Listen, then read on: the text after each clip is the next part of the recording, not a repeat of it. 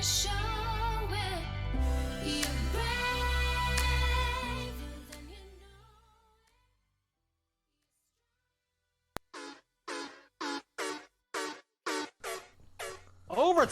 Here we go. You have 3 minutes. You haven't got the. There's going to be absolutely no chance of a replay.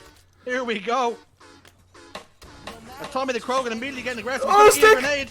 No. He's eating a grenade. Tommy the Krogan falls.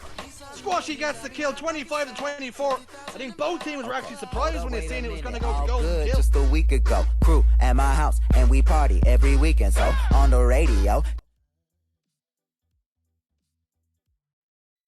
Welcome to the Europa Doubles Series. Today I am joined by Mr. Nighty Night himself. Say hello.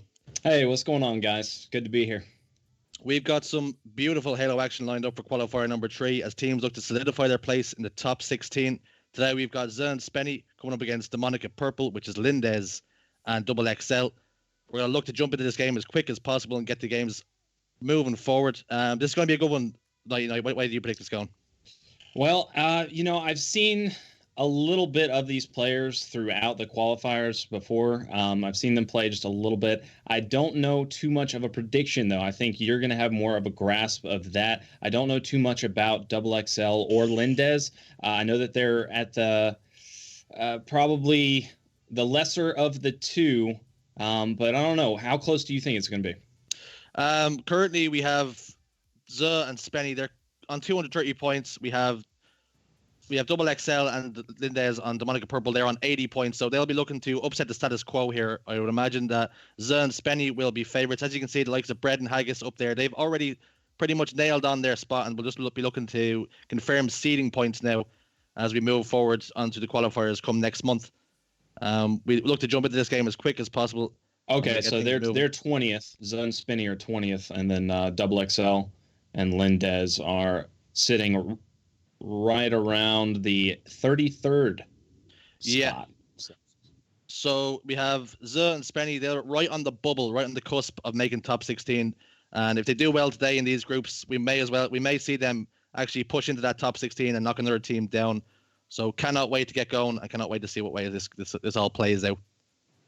Yeah, and there's going to be a lot of pressure on them now because there is that close of a difference. If it was a matchup where they're down in the 40s, they're still on the climb then, but they're right there. Every single win makes a lot of a difference. So I'm sure they'll be bringing their A game today. You're dead right. As we jump in now, Plaza, of course, is the first game. We have also, Night Night, I don't know if you're aware, we have changed the overshield time. It's going to be every 3 minutes instead of 2. Oh, okay. So players have adapted that. Yeah, so doubles is the format, as we all know, as we start off with Double XL as he soars out blue window, looking to grab this overshield. And he does, he gets away, that's massive, but he doesn't decide to utilize it straight away. What has he done here? He's decided to turn around and just get absolutely laser beamed as he dips towards dip itself. Yeah, I don't like any of that decision making at all. Like right there, he just gave his backup to the sniper player. Like, what was the point of any of that? That was a huge gain, and then you just totally allowed the other team to melt the overshield off, not allowing any type of progression whatsoever.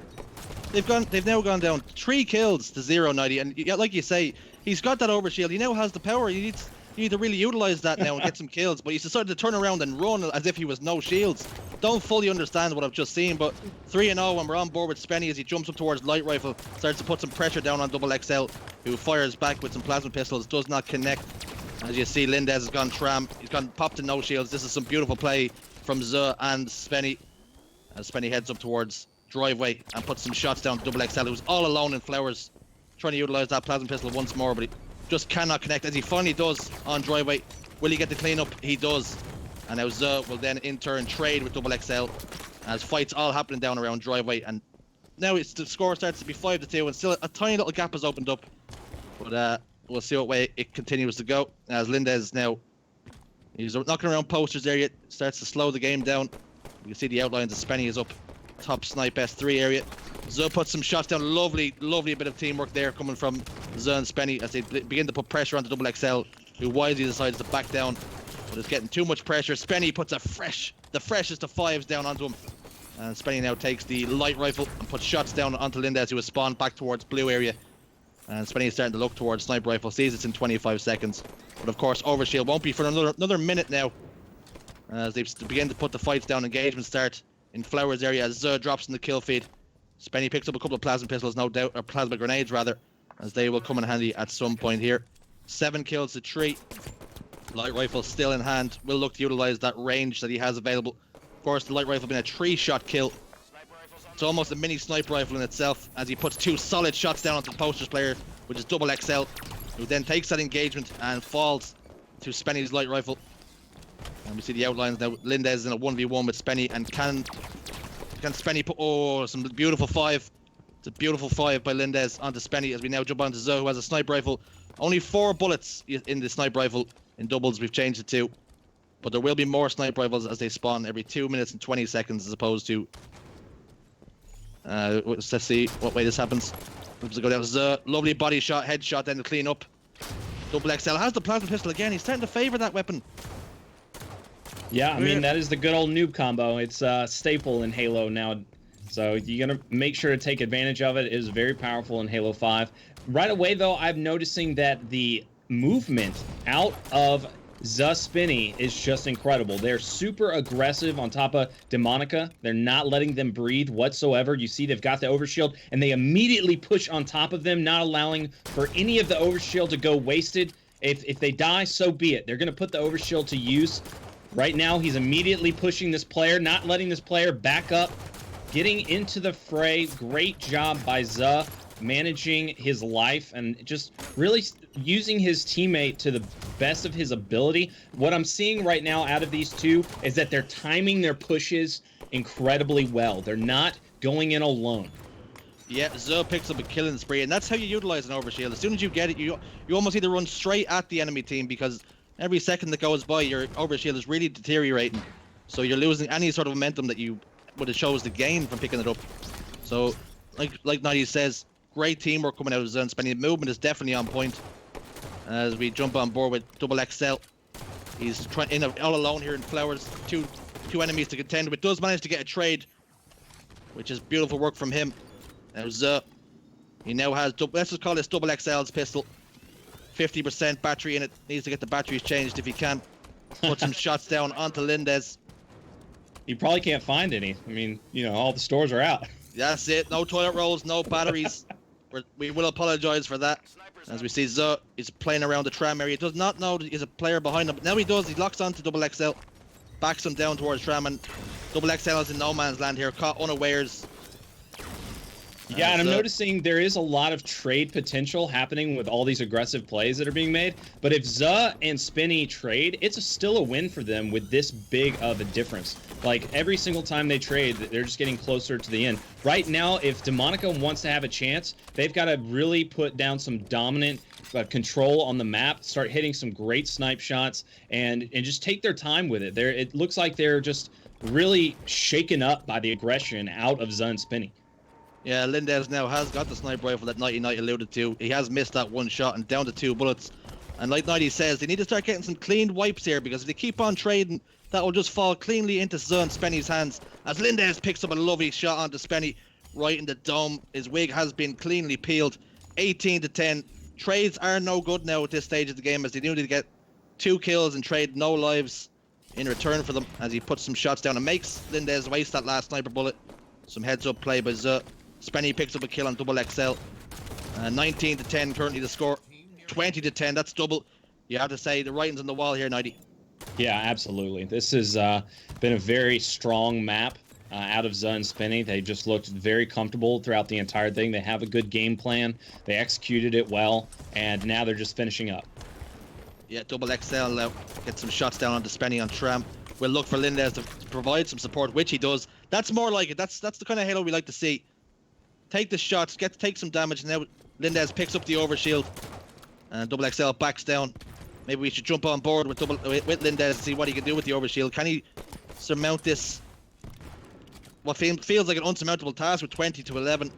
Of course, the game has been going against them for most part of the Yeah, but they've still got time. So if they can just manage to make some good plays here, really work together well. I mean, that overshield didn't do anything. Once again, they didn't put it to good use. They didn't commit to one kill at all. They just managed to get both the players weak and let those players regain their shields. They didn't commit to a single push. And that's what you got to do with the overshield. The overshield won't last forever, and they just allowed it to be chipped off once again. Yeah, that's 2 overshields, 0 kills. That's we talk about really utilizing these power-ups and power weapons. They haven't been able to do it so far. Map number 1, 12 kills to 20. Some engagements going on. Spenny jumps into the blue window after receiving some sort of pressure from Lindez. Lindez now gets the cleanup onto Zud. That's more like it. But Spenny trades with double XL. Now 21 to 13. Shots go down. Lindez wisely decided to back down. This is where you need to start playing your life. Sometimes your life is just as important as the kill is, Nighty.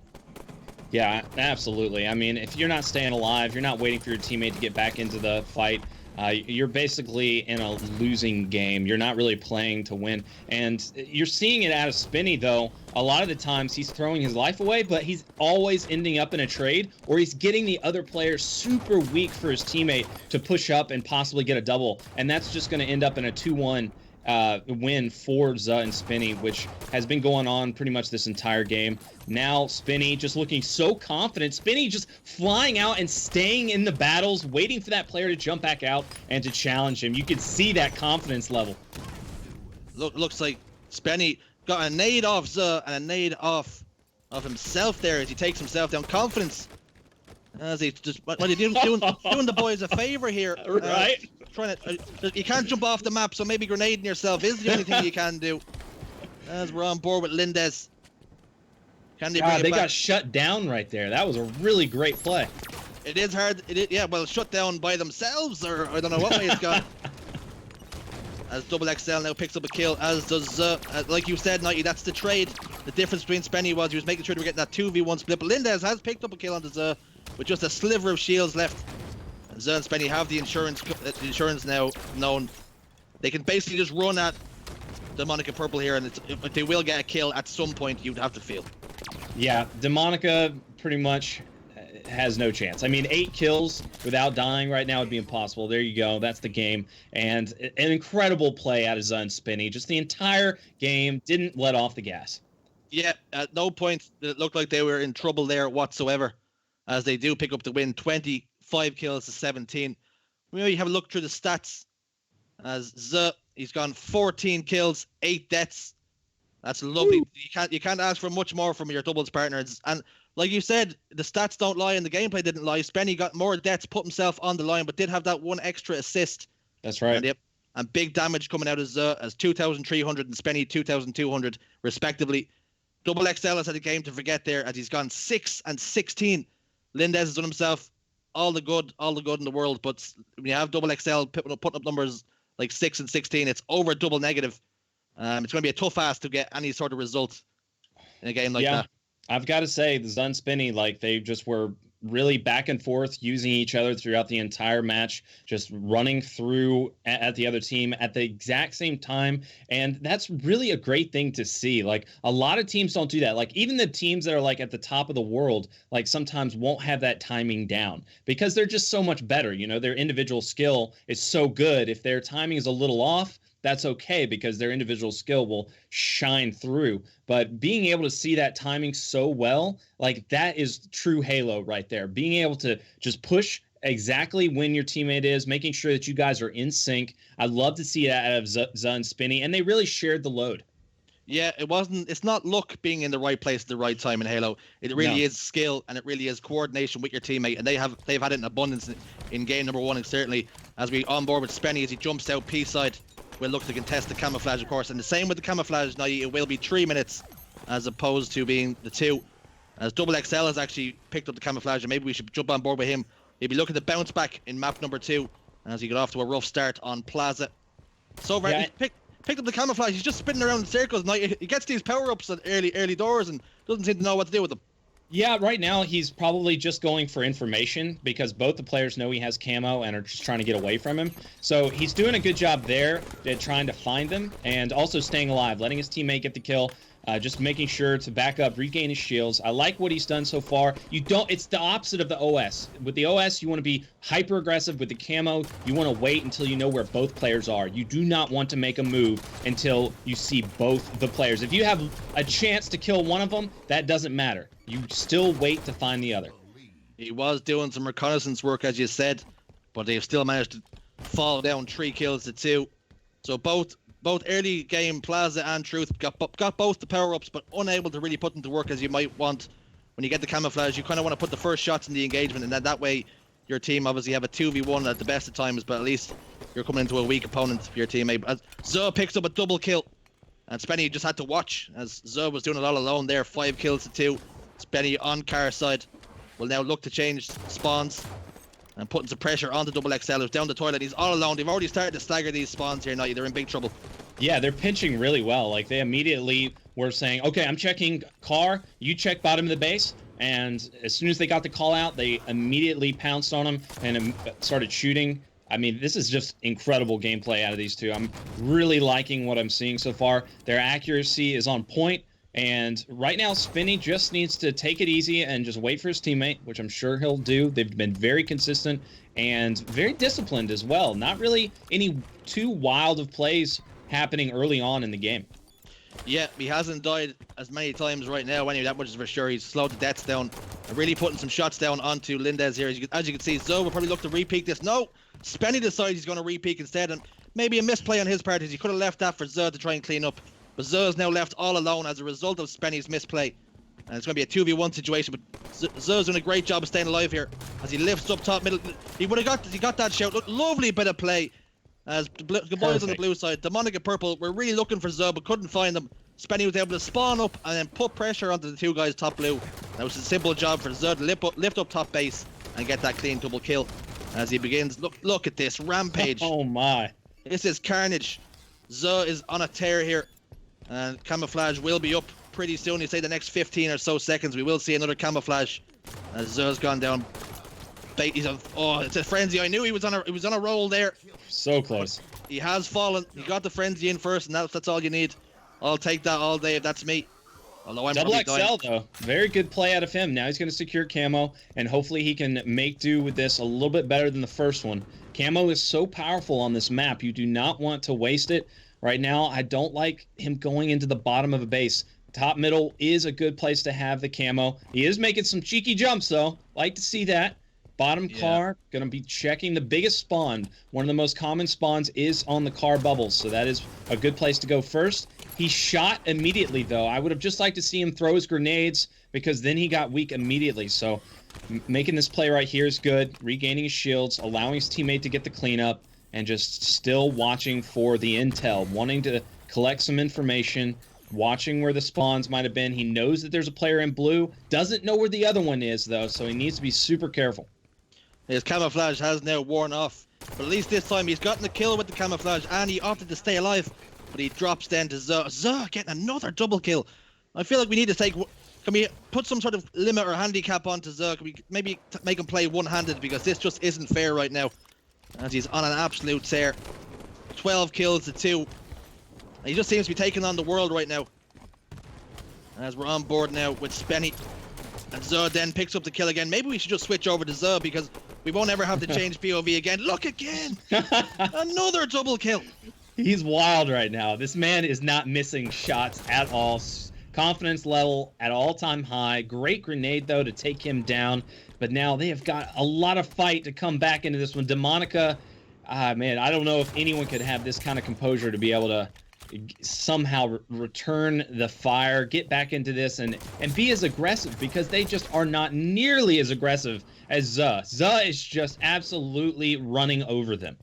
I feel like Demonic and Purple just don't have an idea of what they want to do or what they're trying to get. They're spawning up and just sort of running around aimlessly, and they're getting caught unawares. But so look, Lindez is out front base here, getting shot all over the place, doesn't know where he is, no man's land. As you can see in the kill feed, there was a fresh 5 as Spenny got put in his place. And now the fight onto Zoe, little crouch movements. That's some lovely shots by Lindez. But Spenny is there to get the cleanup when he needs to. Spenny now in the fight with Double XL top middle. Both wisely deciding to back down and living the fight another day. But there's Double XL who's He's jumped off the power position and the safety insurance that he had top middle and decided to go bottom middle for no real reason at all and paid the price with his life there. Yeah, what I'm guessing right there was he knew he was about to get pinched by the spawner behind him, but he also didn't want to take the risk that that player would have been spawning in the same base as Spinny. So like he just got caught and he didn't know exactly what he needed to do. He needed to take a risk there. He needed to fly into red and challenge the player in red, possibly getting a trade, possibly getting the kill. Either way, keeping that player weak for his teammate to get an actual kill, because otherwise just falling bottom middle and dying is just a free death. Yeah, Spenny gets camouflaged. You're right. He was in a rock and a hard place, and at least had he taken the fight with Spenny, both of them were in a pretty similar position. Both had no shields, and both just trying to stay alive. So if he had forced that fight onto Spenny, you never know what would have happened. Maybe he would have came out on top and got the kill as opposed to just dying out bottom middle. As Spenny now peeks out, will look to really utilize his camouflage. Only 3 kills left. This game has been a bit of a whitewash in terms and in truth. As now Spenny looked to get a backpack. Lindez must have heard the footsteps. He has that headset cranked up to 10. Z put some shots down again on Lindez. It's the Z show. Welcome to the zoo. Zoo was the stream, and he's just running the zoo right now. Yeah, and you saw exactly what Spinny did. He saw one player top car, but he didn't know where the other one was. He didn't even throw a grenade. He just kept looking for the other one. As soon as they got the information, they both jumped on him like raptors in Jurassic Park. Yep, that was it. They tore him from limb to limb. A big win there. Zun Spenny will look to push in towards the top 16. Of course, they're on 230 points. 250 points seem to be the cutoff point. Good so if they can really push in now, the more series you win today, the best chance you have. Demonic and Purple fall victim to Z, but fall victim to Spenny also. 20 kills and 4 deaths. 20 kills. 90. What do you need to analyze it? What happens there? I mean, that was just outstanding. Z basically getting help from Spinny everywhere he could. Spinny probably just put like 1 or 2 shots into each of those players. I mean, obviously there were kills where he helped more, but Zoo was just flying in and not missing. He got that killing frenzy. He was picking up the camo.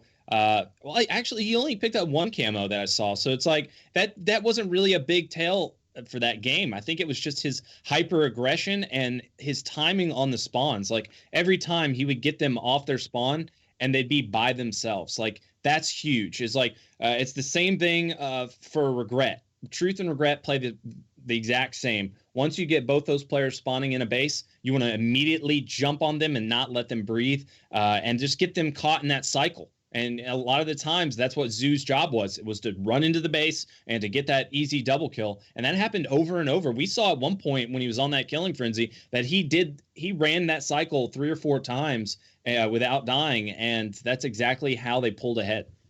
Yeah, they kept them. When they had them on the staggered spawns, they were really utilizing it well. But even when they had the enemy team spawning together, it was a case of Spenny putting some shots down, wisely playing his life backing down. Zoe would jump in, get the finish, and rinse and repeat. They would roll on to the next base and would continue the pressure there. Big plays. I'm pretty sure Zoe has given Spenny the day off in map number 2, it would feel. As you can see, we jump into the best of 3 series. It's been a clean sweep. The sweeping brush is out, and they've taken them 2-0, 25-17, 25-11, respectively. And again, we don't need a map number 3, Slayer the Rig. We won't see you right now. We may see you later on. Yeah, and I think they had more of a fight. Demonica had more of a fight in game number 1 because they felt safer off their spawn. I mean, there's a lot more places on Plaza to just be like, okay, well, I can just chill and just hide here off my spawn for a few seconds. That's not the same on Truth. On Truth, there's about maybe 2 or 3 spawns where you feel safe, and that's under a base. That's where you have no power, you have no advantage whatsoever. So you never really truly feel safe. Yeah, on Plaza, there's a lot of nook and crannies. You can hide you can hide around pillars and corners and stuff like that. There's nowhere to hide really on Truth. You basically, if the enemy team doesn't see you in one base, you're more likely in the other base or in a car, and that is pretty much it. And like you say, Zun Spenny dominant in game number 1, series number 1, and we will now take a short break as we then look to get our next series underway. Great plays from Zun Spenny, and we look forward to seeing them maybe towards the top 16 and maybe pushing in towards the Europa Double Series as time progresses. But back to you in a few moments, and we get another game. See you then, boys.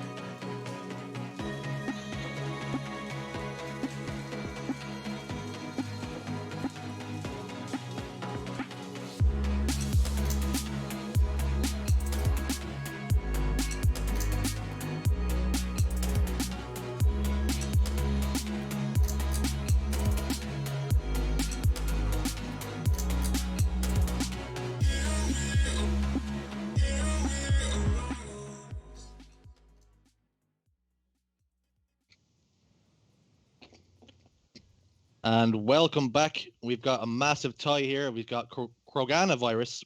I have to pronounce the A. I was corrected by Krogan on Twitter. Kroganavirus. They're going up against Sherzola, of course, my cousin and my brother. I'm going to have a heavy heart here, Nighty. No, man. As we have 5th place going up against 13. So this is going to have huge ramifications as the top 16 places look to get locked in. I guess this is a big deal. Big deal for your family.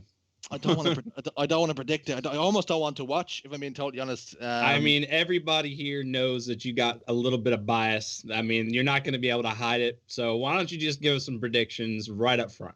I'm going to say Sherzola 2-0. I'm going to stay as unbiased as I possibly can. Okay. This is Sherzola 2 wins to 0.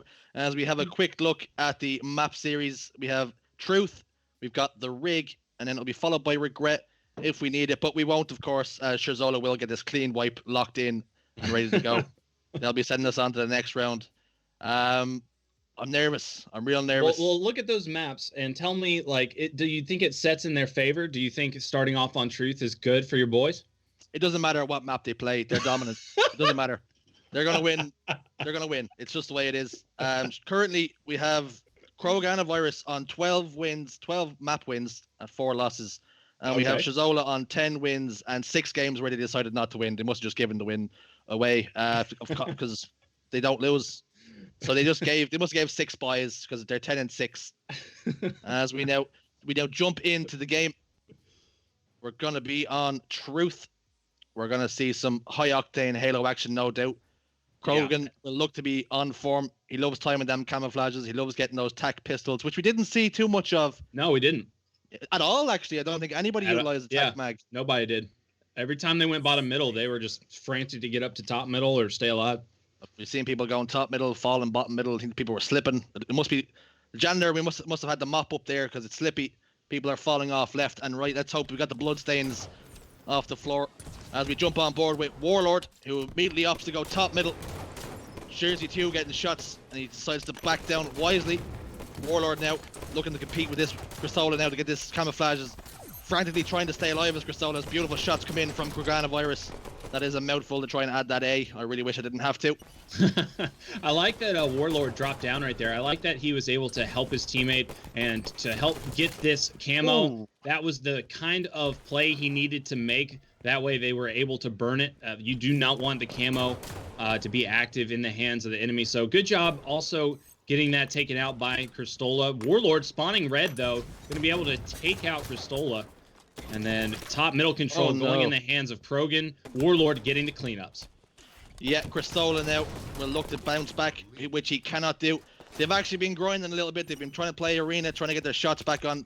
They haven't played in a couple of years, as opposed to Warlord and Krogan have been never off. They're never off the game. So if it does happen to that my boys fall here, it's purely down to game time and nothing else. Nothing else. Yeah, I mean it doesn't matter. Like they have all the game time in the world. They're just nerds, man. That's what it comes down to. It's lagging. I can already see. Yeah, look at that. Top middle now. Warlord soared into the window. He's now top red base, putting some nades down onto that player. 4 kills to 3 in favor of Virus. As Warlord now decides to back down. He's had enough of that fight and he wants to re-engage in a different area. Wisely decides he's going to put some shots down, some nice shots down to Jersey 2. Backs him down onto car ledge. You see Cristola in blue base will look to try and apply some pressure to Warlord, as he would have got that information. You see that nade fly towards him. Not quite, doesn't quite have the legs. Maybe a little bit too much of Warzone played in Call of Duty and not enough Halo 5 action. Jersey 2 puts some shots down. Puts Warlord to half shields. Virus now pushing into the base. It's going to be a huge engagement. This could well dictate the pace of the match. As Cristola, he drops Tommy. And now it's a huge 2v1. You need to utilize those numbers. Cristola backs down wisely. That's the difference in these top players. When the advantage isn't going your way, you get out of dodge. Yeah, Cristola and he has his re-engages teammate now. right there. Perfect. Look at that. Warlord gets the killing spree. That was under our nose. We didn't even see that happen. As Tommy now decides he's going to back down and wait for Warlord to spawn back up. Yeah, and good trade Lovely. by Warlord as well. Great nade there. Krogan going to get the kill. Keeping Pink 2 control here is going to be vital. It's one of the most important spots on the map. And now we've got camo coming up in about 30 seconds. So they want to be controlling this side of the map. Krogan is doing a great job. Warlord also being very, very patient here. So this is big for Cristola and Jersey. They've got to make a move. Talking to Jersey 2 and Cristola before the games, they told me they feel more at home when they're playing as a 2 and they're more tight-knit. But when they start to get a little bit separated, that's when the comms and the teamwork starts to really go downhill. But now, as you can see, they're both soaring into P2. They're going full brute force as they're back Tommy down the bottom P side. Cristola gets the kill. That will be 7 kills to 6 in favor. But now Jersey 2 falls. So a trade in the end of it. Now Stu, Warlord stays top middle, waiting for Tommy to spawn back up, which he does. He's in no man's land in a world of hurt. As now Warlord gets the camouflage. And we'll stay locked in with him to see what he can do. He's normally a sneaky boy, is our Warlord. Now he gets the PP. He's behind Jersey 2. Jersey 2 unaware where he is. It's 9 kills to 7 now. Jersey 2 taken down by a combination of Warlord and Tommy. Yeah, and that was a good play by Warlord to take the move right there. He didn't want to run up on him and assassinate him because he'd be too out in the open on that Pink 2 bridge, but he was right by the shields. He knew that if a player was shooting him from a base, he was able to back down. So very good job by Warlord here. He does not need to take this fight. Extremely good job, and being a distraction though, able to let Tommy get the kill. And if we had it, you have to fancy now, if Warlord had actually been able to play his life there and stay alive with the camouflage, that could have been a big swing in favor of them. But he has fallen. Another trade. A lot of trades. This game is a lot closer than maybe most had anticipated with Jersey 2. Not me though, as I still fancy Cristola to take this win. 9 kills to 12. The engagement goes down. Warlord decided to back down P2. Jersey 2 takes up the angle on window. Puts some shots down to Warlord. That'll keep him weak. As Tommy's now car side puts a shot into him, just letting him know he's there. Now, Warlord putting some pressure on the Jersey 2 as shots get rained in from the back. Warlord has decided to stay P side, but Jersey 2 doesn't know that. He thinks he's in the base as he doubles back on himself. Should probably try and get around Chris here.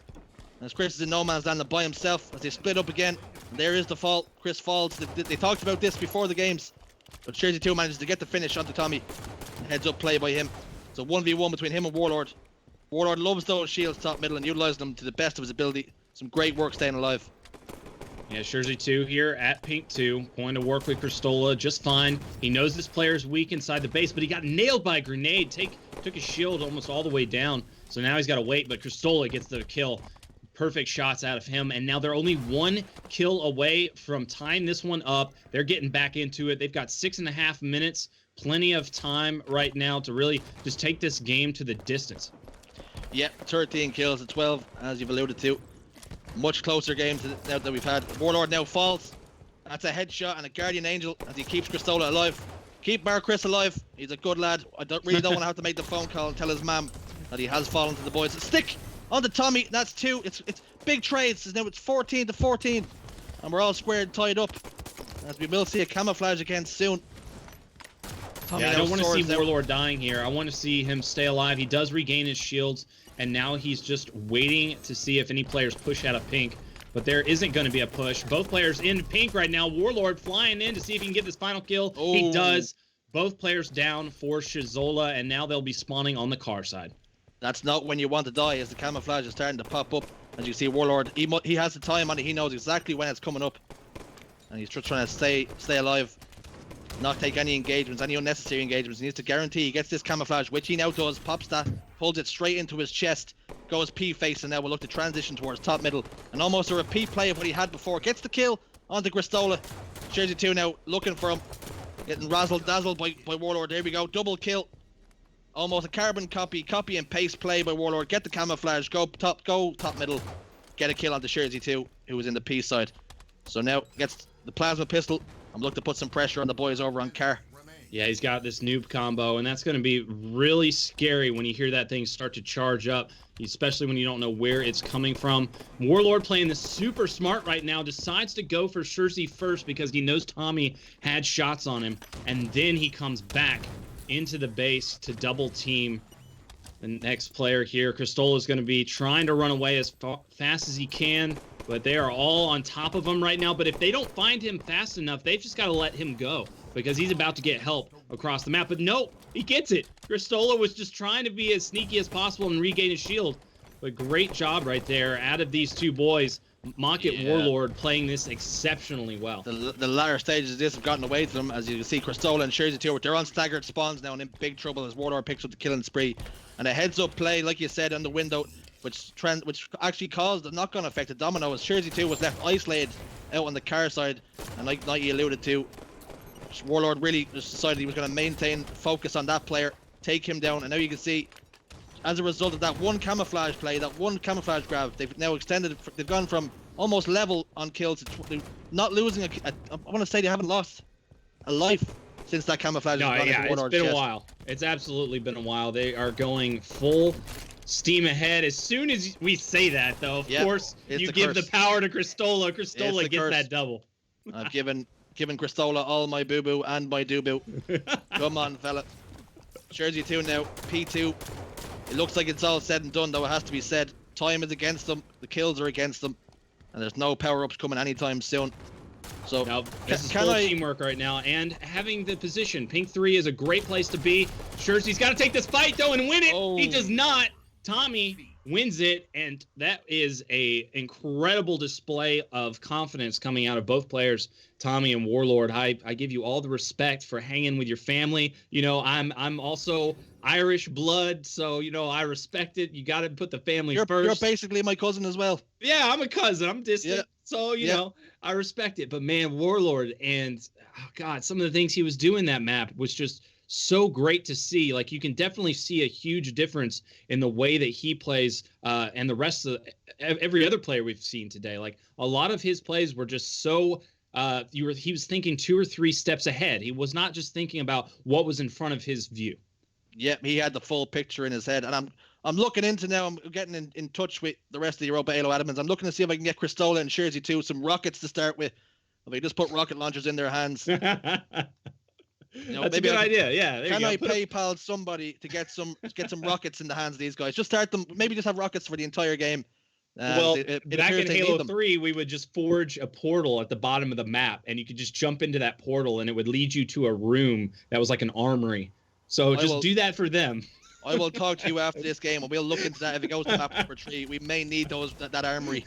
As we jump in with Cristola, he's often to go for overshield, as most players do. The overshield gets shot down. As a fallen grenade goes through, Tommy in the kill feed. 2. Now this is a clean wipe. This is what you want to see. But this is exactly how it started last game on Truth. Hey, that's what I call an Irish double team. Yup. Let's go, boys. That's what we love to see. Oh wait, I'm not biased. I don't know what you're saying.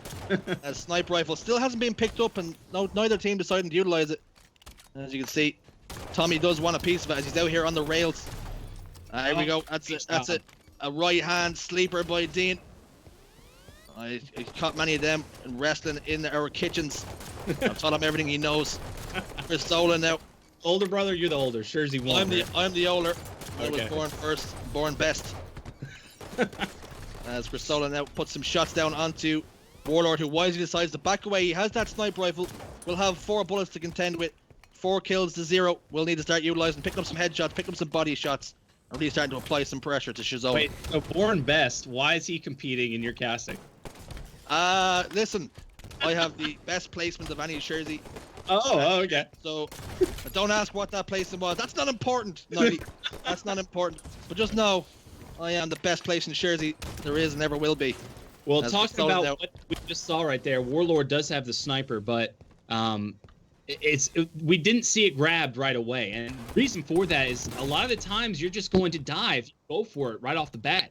So they were so good at taking their time and just waiting for the pickup. I mean, they did steal the sniper away from Scherzola, but it was good to see both teams not just immediately flying for it, because that's not exactly the best play to make. I mean, it is a play. You can do that. You can see if you can hit some no scopes or some good shots, and then possibly throw it off the map on rig. But it was definitely a decision that they had both made. I don't know if these two teams have played together, before and played against each other, so they already knew what they were about to do.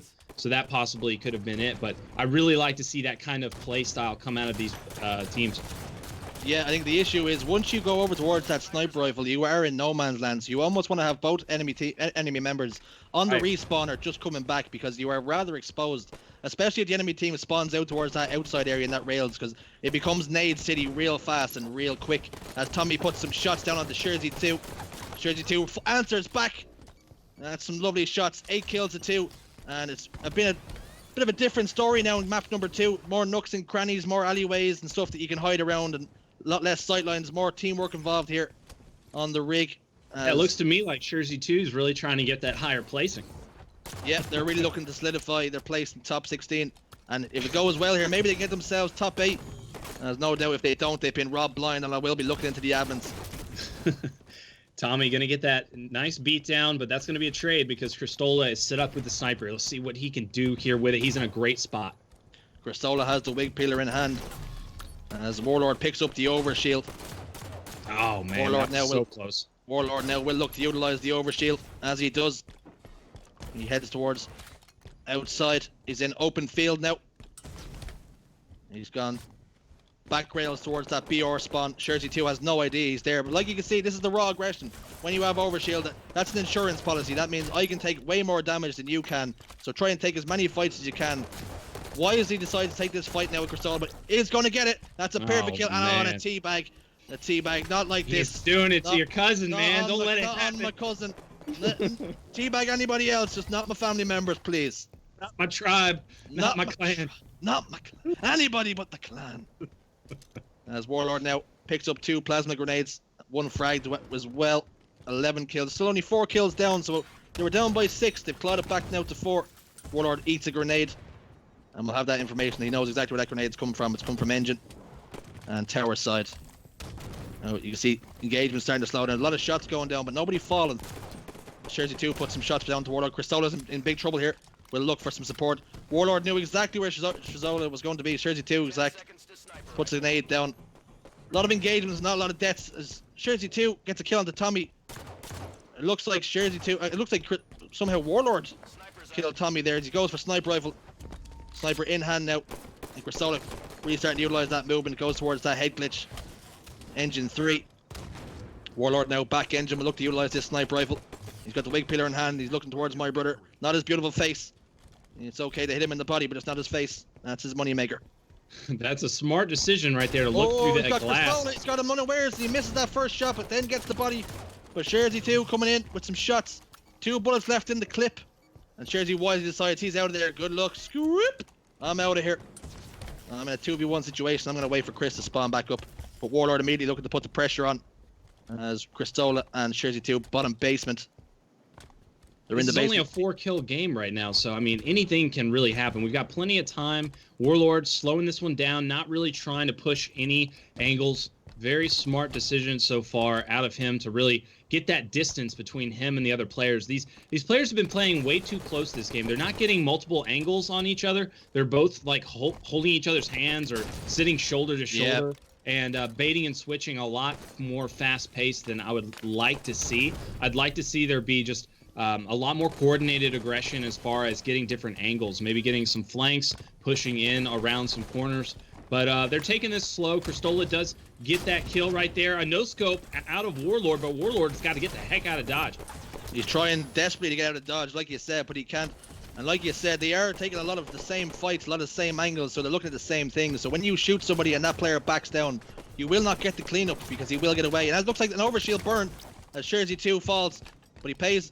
You'd say that's a life that you'll take. If you can burn that overshield and make sure the enemy team doesn't get it, especially when you're in the lead. Absolutely. You're doing some work. Now we're on board with Cristola as he's down in the sewers, making a few little rat plays. Love to see him. He's squirming down here looking for some cheese. What can he find? Now, is he also a Jersey clan? He is a member of the Jersey clan. All right. Strong member of the Jersey clan. I didn't know if he was on your mother's side or your dad's side or what. Well, for right now he's on the father's side, but gotcha. In terms of birth he is on the mother's side. But we'll take him as an actual Jersey. We'll swear him in for this moment in time. But if he loses, he's definitely on my mom's side. Oh, still down in the sewers. He's at home down here. He's a rat down there, man. El rata, as they would say in Spain. It looks like White Ledge is where Warlord is located. Tommy just spots out Cristola in the sewers, looks dead straight at him, no strafe. He says that you're going to have to eat some of these shots, and you're not going to do anything about it. Yeah, I mean, he spotted him. No, I mean, he pretty much predicted exactly where it was getting baited from because, you know, he checked up top. He saw it. No player was really ready for it. And he said, nah, I don't think that they'd be like that. I know that they're going to be ready for this. So he immediately checked down low. So good job out of him. Jersey 2, he's got sniper in his back pocket. I think it might be out, though. No, he's got four full shots. He has switched. Maybe we should switch over to Jersey 2 and see what he can do with it. Shots go down. Chris is desperately trying to stay alive as Jersey 2 will now utilize that sniper rifle. Scopes in just a little bit too late, a fraction too late. There's often times in Halo where you see you're watching that one angle for a very long time in your scope, and then you why just at the worst time.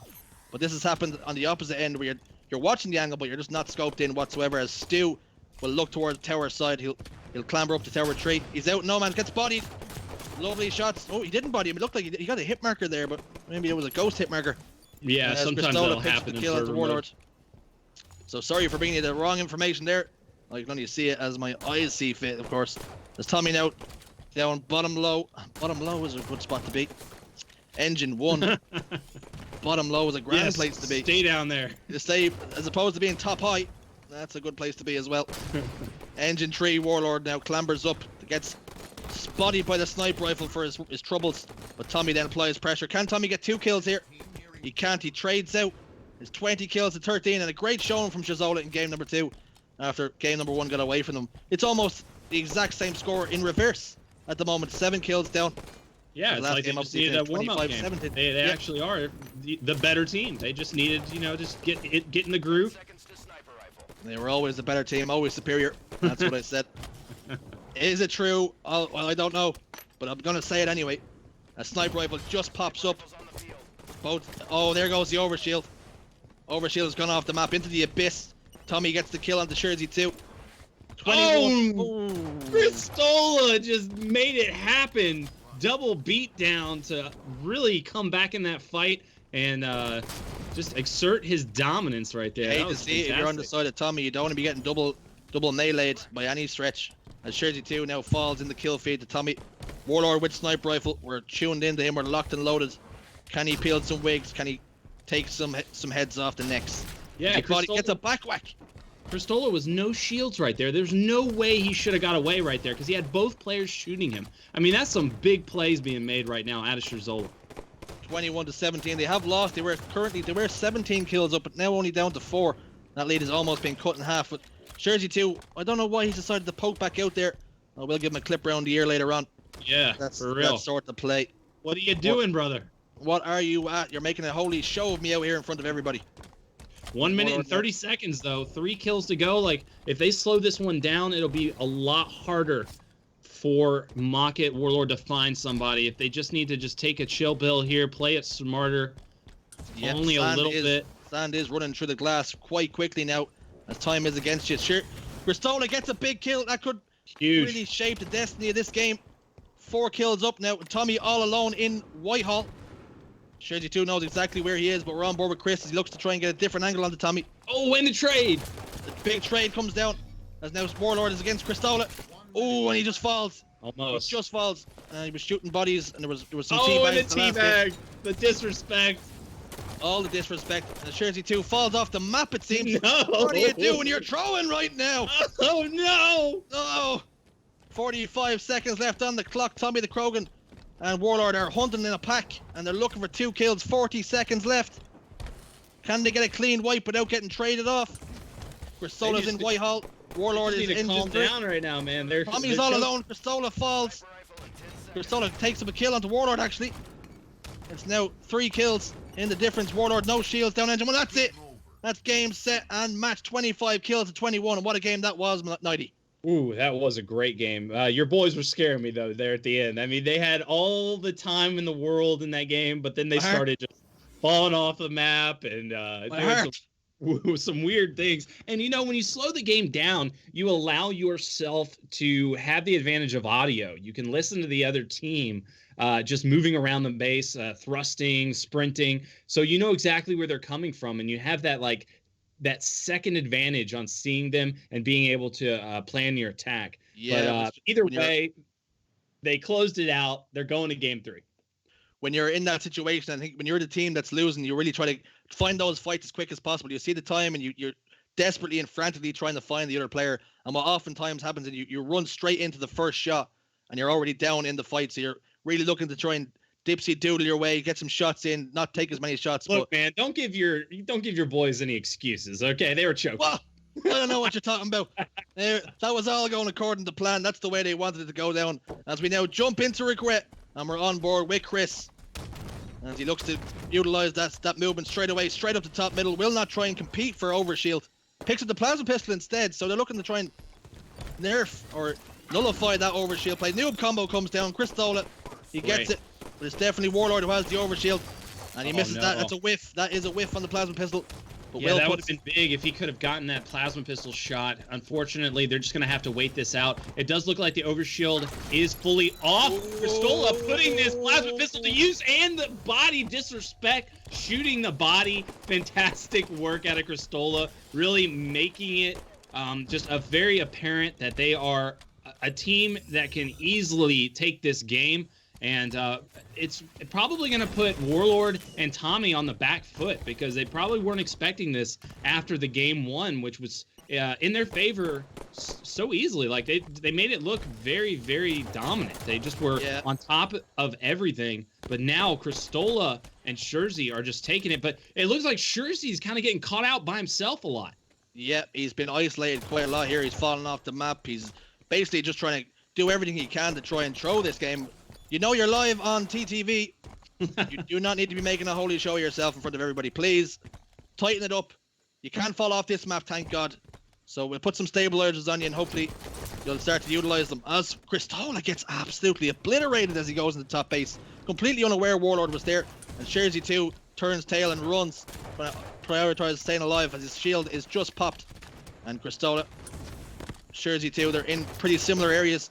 Warlord, now you can see Tommy the Krogan coming from behind for the pinch. Warlord falls. No! Jersey 2 in turn falls. And a reversal comes through. Oh, I just saw Schurzy. He had the first shots onto Tommy and was about to get the kill, and then for whatever reason decided to melee. Oh no, that's maybe he's playing on the wrong button settings. Maybe bumper jumper was there instead of I don't know what way it's gone from. But Gristola now, bottom middle, will look to transition back to the top middle, utilizing those little lumps that he can clamber onto. Put some big shots onto Tommy. Jersey 2 with the cleanup, and now we'll immediately hunt for Warlord, who's all alone on car side. But has the advantage of knowing that Jersey 2 is down low, as Gristola misses that clamber and is now also down low, car 1. And Tommy is now a factor again on the map as he spawned back up. As the engagement comes in, and Warlord will now have that information that Gristola was a fraction weak. As he wisely decides to go top base, and they reset this fight, and almost reset the map. Yeah, in about 20-30 seconds, there is going to be overshielded back up, so they need to start getting ready for that. Kristola is at the top of the map, so that's always where you want to be. Now it's going to be a fight for the top. Both players pushing up on Kristola. Kristola gets shots on both of them. Hopefully, Scherzi has an angle. You're wondering now, are Scherzola of the plan that we're going to maintain top control? We'll let them have the overshield. We'll just take that plasma pistol again. We'll just keep nullifying it and making sure they can't utilize it. As Warlord now gets some shots, receives some shots. Overshield goes into the hands of Kristola as Tommy immediately starts running. Was not able to take any kind of shield, and a teabag comes down. I think Kristola knows exactly what he's doing there. 3 kills. And you have to say, with the teabag in the body shooting, that started off on the side of Kroganavirus, so they're getting a bit of their own medicine here as they're down by 3 kills. Yeah, I don't know if you want to be teabagging those bodies. I mean, they got Kroganavirus. Yeah, you don't want to try to maintain your distance. As Scherzi 2 picks up a kill and melees him as well. That's not a meter or 2 apart. I hope you're wearing masks, folks. Killing Kristola, spree. Killing spree. Kristola, and a smack baby. on the visor. Kristola, of course, former Pro League player. I'm proud of him. That's my cousin. That's my boy. I've only taken half of his prize money so far. We'll continue to do so as his agent. Self-professed agent. So if anybody's looking to maybe book him, get through me. Scherzi 1 is your boy. And now, as you can see, Tommy the Krogan decides, I'm out of here. I'm all alone. I'm going to go find my friend. As he picks up the telephone. Warlord, where are you? I'm on the way. Scherzi 2 down low, trying to sniff out some rats. But as the time goes on and as time progresses, you're up by 4 kills. You don't need to make these engagements. You need to make them come to you. As Warlord transitions onto top ring. Kristola will see him. Shots a little bit loose, as you can see. Didn't really body him. Didn't put any damage down. Kristola and Scherzi now deciding to push out car side. Will any nades come? Tommy now puts some shots down. Tommy maintains stays alive. Scherzi 2 in big trouble. Oh, he gets the stick. That's a That was massive huge. stick. Huge. As we're on board with Krogan, as he has the plasma pistol and says, here, have a taste of your own medicine. As he fires it towards Kristola, hits him on the body, takes his shields down and finishes the kill. Now 2 kills, so the lead is cut in half. 7 minutes, you have to say time is not on your side or against you. We're halfway through the game. And now what you're seeing out of Tommy right now is exactly what we should have seen from Kristola and Scherzi. What they were doing was staying on the bottom of the map too much. Kristola was going up to pink 2. Scherzi was staying bottom middle. But what Tommy and Warlord have been doing is always getting to the top of the map as soon as possible. And if they stay consistent with that, and they're very, very aggressive off of spawns of Scherzola, this could really turn in their favor. That's exactly the type of way you want to play this map, and it's the way they played Truth. That's exactly how they were doing such a good job on that map. So they just need to do that on here. Right now, Tommy getting into an engagement and a trade. It's Kristola now, ring 3. I was going to say the next kill could be vital, but it ended up being a trade, so honors split and honors even. Warlord now gets shot down to no shields, trying to stay alive, utilizes that mobility. It does Kristola as he thrust packs away, but a grenade comes from nowhere and lands at his feet and takes him clean out. Kills still 2. Warlord knows exactly where Scherzi 2 is as he puts a nade down. Scherzi 2 clambers in the top middle and tries to stay alive and play his life, valuing his life over any sort of damage that he can put down right now. As Overshield goes into the hands of Tommy the Krogan, as we should jump on board with him and see what way it's going to go. Yeah, and Tommy pushing in here with both players on the opposite sides of him. He does get the kill, which is very, very good. So you see what he's doing right here? He is not letting go. He is holding forward and chasing down both the players. Incredible work. Now it's all tied up, and he is still holding forward because he's got half of his overshield left. Getting into a battle, going for the double beatdown. What's happened? Can't connect. No! What's happened? Oh, he's almost been. Oh, you hate to see it there, as he does lose his life. But he does in get the end. killed. That was a trade. Warlord now in a fight with Scherzi 2, utilizing those nades, but does fall now 14 to 15. You have to say Scherzola played very passive even when they had the lead, and maybe they've invited this pressure on themselves when they had that 4-kill lead. Now 4 minutes and 40 seconds left on the clock, but Kroganavirus really using that overshield to the best of their ability, putting immediate pressure onto Scherzola, running straight for. If you had a keyboard, you'd call that W keying, as they ran straight into the base, straight into the faces of Scherzola. And Kristola puts some shots down top middle, has some backup there on the car side of Scherzi 2, puts some shots down. Tommy falls bottom middle, but will stay alive momentarily. No, he doesn't. There is a reason why it's the W key. Just saying. Yep. W. That's like dead right. exactly what you said. When Kristola and Scherzi had that lead, they really invited the comeback because they let off that W key. Yeah, invited pressure onto them, and Scherzola, with doing so, really handed the initiative to Virus, who then really started to take map control, and it started to get those overshields and those plasma pistols. As you can see, Kristola scrambling to try and stay alive. And we hop over to Warlord, who's bottom middle, downstairs with his teammate. Yeah, but he's getting up top as soon as possible, and that's the major difference that I keep talking about.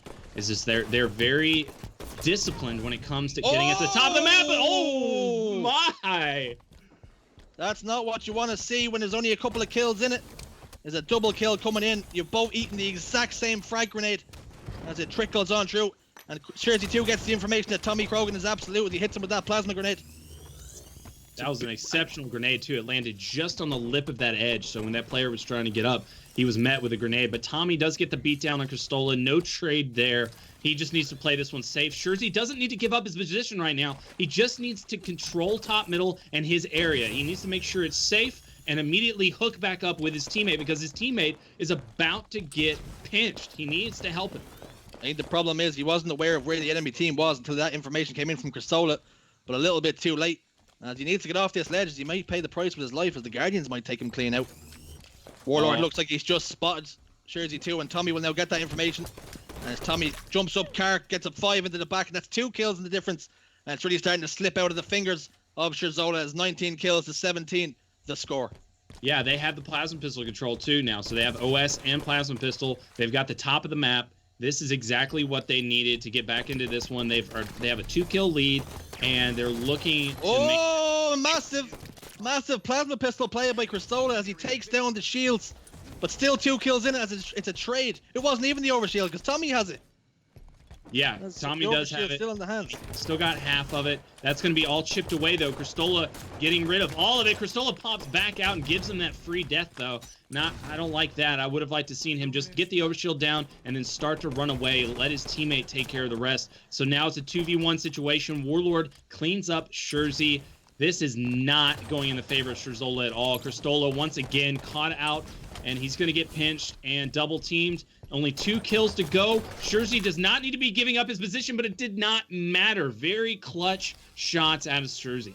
He picks up a 5, and he's having a bit of a rough game thus far. 5 kills, 11 deaths currently on the score. Kristola, 14 kills and 12, but Tommy the Krogan, 14 kills, 11. So positive all around the board there for Tommy. As you can see, he's really aggressive when he gets that overshield. They're stuck at the bottom right now, though. Kristola is at the top of the base with the noob combo, going to take out Tommy, no problem, and then immediately jumping on top of Warlord. Warlord does get away, though, so Warlord gonna wait out this right here. He's not gonna immediately push. He's gonna see exactly where his teammate is and try to regain position with him, and that is the best way to play this map. When you see Tommy fall, you really hope that Scherzola are gonna apply pressure to Tommy, or to Warlord off the spawn, maybe try and stagger them. As Kristola picks up, Kristola's having a massive game and needs some help from Scherzi 2 here, as he can't do it all alone. His time is now, and now time on the other side is against him. 2 kills, 35 seconds. This is going down to the wire. Yeah, Kristola trying to see if he can get the overshield here. I'm not sure if it's up at this minute, though, is it? I'm having a hard time with a 3-minute timer. Yeah, it's got us all bamboozled for now. But down low again, like Nighty said, they're in a bit of a no man's land and need to start putting some pressure down and put some shots onto. They can't trade 15 seconds. They need one clean wipe. Both these kills. Backwhack comes in. Now looking for the other player. 23 to 22. Stu is going to try and stay alive on a face. As he runs bottom middle. Warlord is out of there. Tommy gets some shots down onto him. They have both players weak, but it's not going to be enough. As it just runs out of time. Time was against him. 23 kills to 22. That is a heartbreaker. 23 to 22. God, just 1 kill to go, and it could have been a huge difference if he had just found. I guess he just didn't think that they'd both be up there on the sneaky ledge. I guess he thought that only one player would be hiding there, and maybe the other player was at the bottom of the base, because you saw the entire time he was doing the little stutter steps to make sure that the players couldn't hear him when he was coming up behind him, which was very smart. But he should have known that the other player was going to be up there somewhere. He just didn't think that they'd be hugging, essentially. Yeah, that stutter step was a thing in Halo 4, and they've been able to move it over to Halo 5. Grisola really utilizing it very well, Yeah, it was making sure he H2A stayed as silent. well. I H2A was remember. in, yeah. Yeah. So it was huge in H2A is because the maps were so small that you couldn't really get around without an enemy team hearing you. But you Right. have to say, Jersey 2 really struggled that game, 5 kills and 11 deaths, but he had got the 7 assists. But in terms of damage, we look over, Grisola had 2,700 and 1,700 for Jersey 2. So a difference of damage of almost 1,000. Oh So my God, big Cristola. numbers. Yeah, I mean, he really went huge that game. I did see a few times. Jersey was getting a little tunnel vision. You know, I don't want to get too crazy What on are your you saying? brother there. I just tunnel vision, man. Now you choose your words wisely, or you and I. Should work on it with him, man. I think if he worked on it, he could have possibly won that game. That's fighting talk from you, Nighty. It was certainly a good one though. I think they definitely could have gone either way. But that was a great matchup, much different from the first one. A great series, and if you lose a series by a kill, although you'd be massively disappointed with how we highlighted during the game, they played very passive when they had that 3-4 kill lead, and they paid the price in the end. They've lost by 1 kill, and I think when they go over it tonight, they might start to think, if I had done this one thing differently, I might have been able to stay alive here and got the kill there. And that's the worst thing when you lose a game so close like that, especially if somehow this game has any indication of their placement. Yeah, which it could do. They could have maybe pushed into top 8 with a win here for all we know, but because they've lost that 1 kill, that could be a huge tell, and it will shape the destiny of the groups going forward. Of course, in the 2 divisions, top 16 is what all these players are looking for, and we will look to maybe get another game, but analyzing that just a little bit more, that's the kind of Halo we like to see, Nighty. It is absolutely the whole setup on Truth and Regret, like it plays the exact same, so you know exactly what to expect. And I was very surprised that Krogan and Warlord weren't able to match the same way on Regret, because I mean they just had to do the exact same type of movements, but they weren't at all. Like they weren't up in the face of Cristola and Jersey off their spawn. They weren't double teaming them at all times. Like Jersey was getting caught out a few times, but other than that, it was very back and forth. I don't know if that just had more to do with the way Cristola and was playing, because Cristola was absolutely going off, and that was kind of putting a wrench in the whole machine that they had going. The well-oiled, just going back and forth to the spawns just was not working out, because Cristola was out shooting them, was being more aggressive than them, was making sure that he was at the top of the map more, and that just was working so well. But it was the consistency that we saw out of Cristola. Cristola was not making the same plays over and over again. And when we saw that they were split, when it was Jersey and Cristola, they would never get back together. They would always expect that the player that was spawning would come to the player that was already alive. And that's not the case, because that player that's spawning, they're going to predict that. So you've got to go to him. So you've got to sneak your way over across the map. It doesn't matter if you're in a good power position or not. It doesn't matter if you have the advantage on the map, because they're just going to kill your teammate, and then you're going to be at a 2-1 deficit. So that was the big thing that I saw Tommy and Warlord doing that game. And also on Truth, I mean, I would give it more to the camo. I think some of those camo plays that Warlord were making, Warlord, massive plays, fantastic. We touched on it. We touched on it actually during the last qualification. How I feel like Warlord and Tommy have very different play styles, and in doubles it kind of shows. Warlord is your more passive, find angles, be a little bit more smart and clever, whereas Tommy's is super aggressive. My shot is better than your shot. I will outshoot you basically here, and because their styles are stylistically, they don't match up the same. Sometimes it can, against the better teams, it can leave you. It'll either go really really well or really really badly. As we've seen, map number 3, it was neck and neck for most of it, touching distance. And with Jersey 2 and Cristola, like I said, they spoke to me before the game saying that their biggest problem was they're fine once they're in touching distance and they can bait and switch, but once they got staggered and once they got separated, they found a really tough time in coordinating with each other, and that's when they really started to let leads slip and how they started to lose maps. And it's almost happened again to them. It's the same story So they're really going to need to work on that as the qualifications roll on. So what you're saying is that their social distancing is really what held them back. That's it. They would have won this series if it wasn't for the coronavirus. That's it. That's what I would say. There was a touch of lag. I think I've seen lag somewhere there as well. Someone checked that. We need to get ping tested. What server was that on? We don't know. But some great plays all around by both sets of teams, and we look forward to seeing them as the tournament rolls on. We're going to take a short break as we look to transition into our next game. Stick around and stay with us, boys. Overtime. Here we go. You have 3 minutes. You haven't got the... There's going to be absolutely no chance of a replay. Here we go. And Tommy the Krogan immediately getting aggressive. He's eating a grenade. No! He's eating a grenade. Tommy the Krogan falls.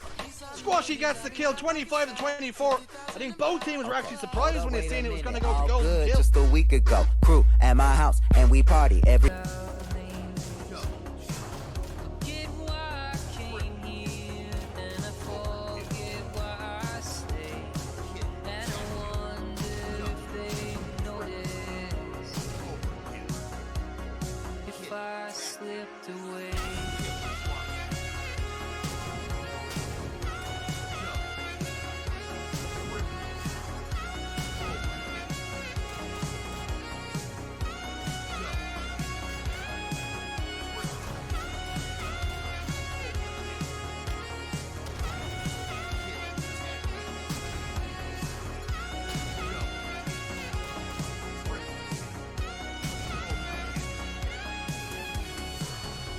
If there's no answer, we're all just hearts that have to fight through the dangers of the rapids, through the darkness to the light. Could I find you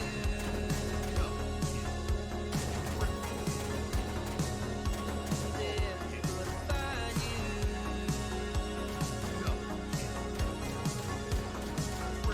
there? If I slipped away.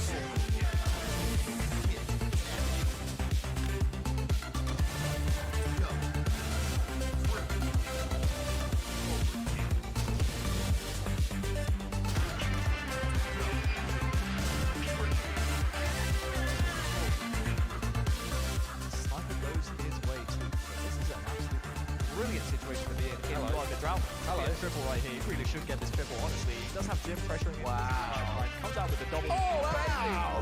Hit it. Hit it. Can he get it?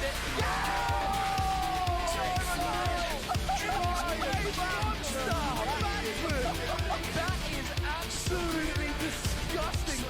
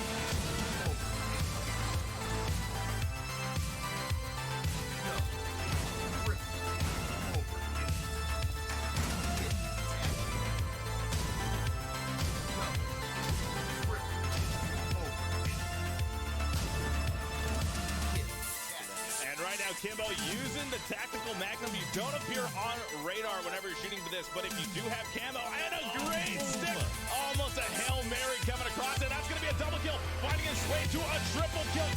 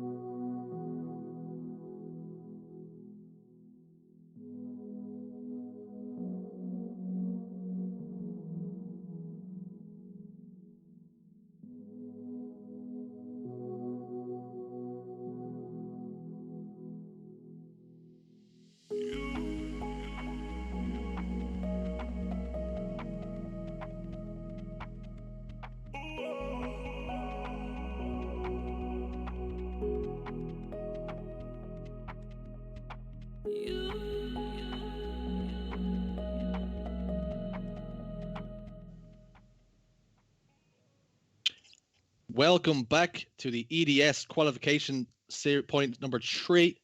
We've got Rough Riders going up against Black and White. Going to be a big series. Black and White currently sitting 8th, and before the start of the day we're 10-4, and Rough Riders 10th with 8-4. So this should be a close series.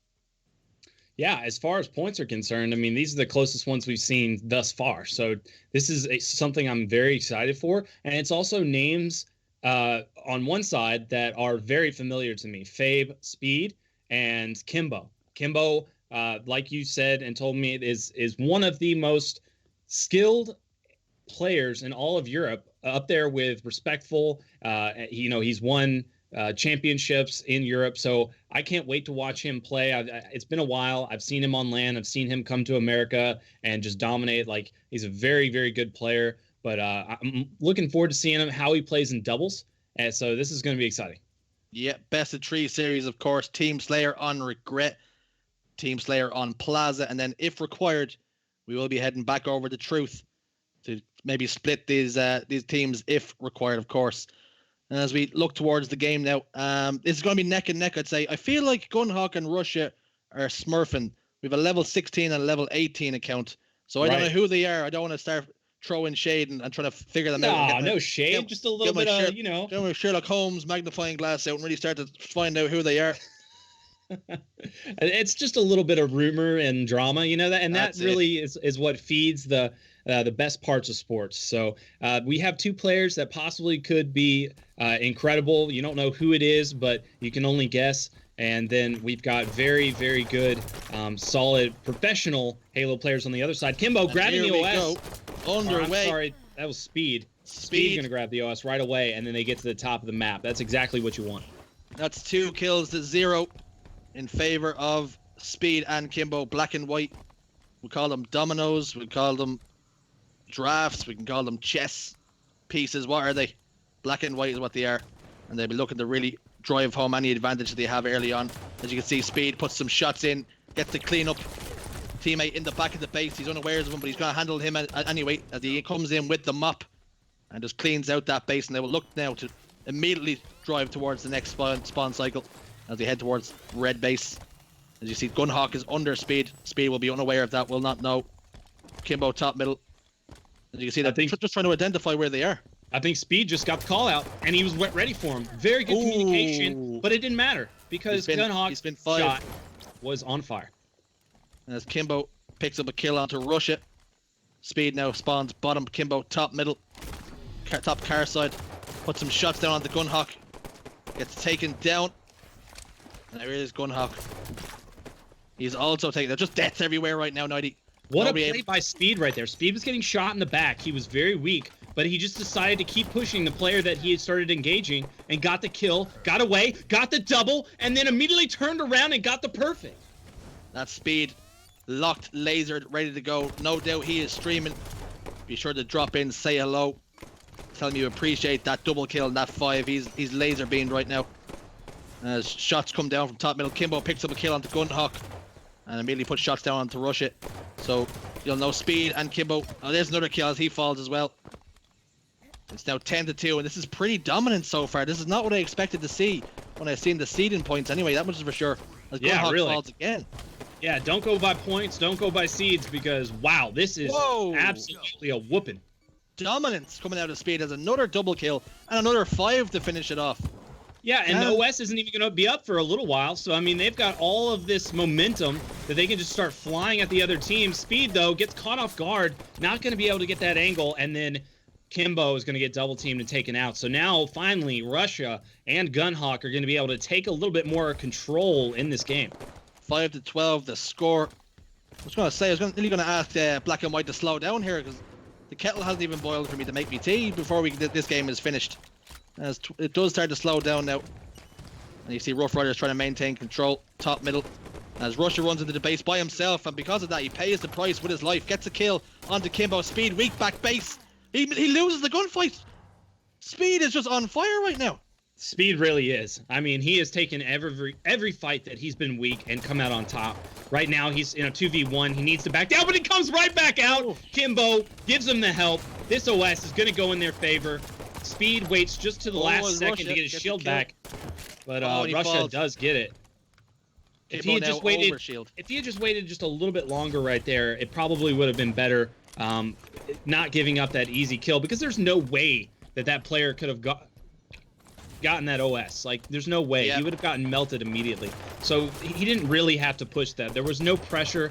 His teammate wasn't going to be up right away. But right now, Kimbo, with the aggression, with the overshield, doing a fantastic job. Going to be able to get the beatdown onto Gunhawk, gets that kill, and now immediately gets to top middle. Oh, never mind. Going to be able to fall here. So this could be a good thing. Never mind. Russia's waiting for him.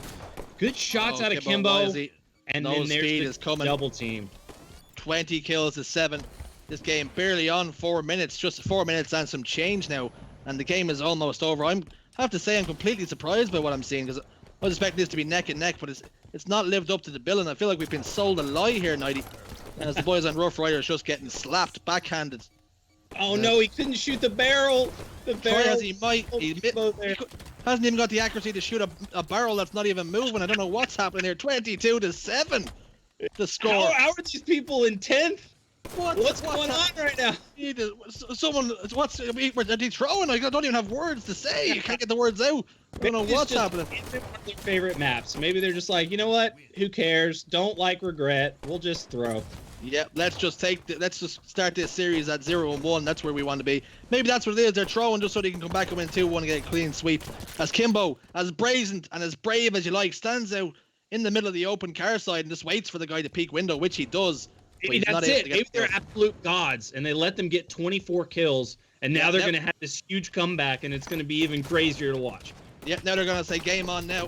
No, that's not the case, 90. We were wrong.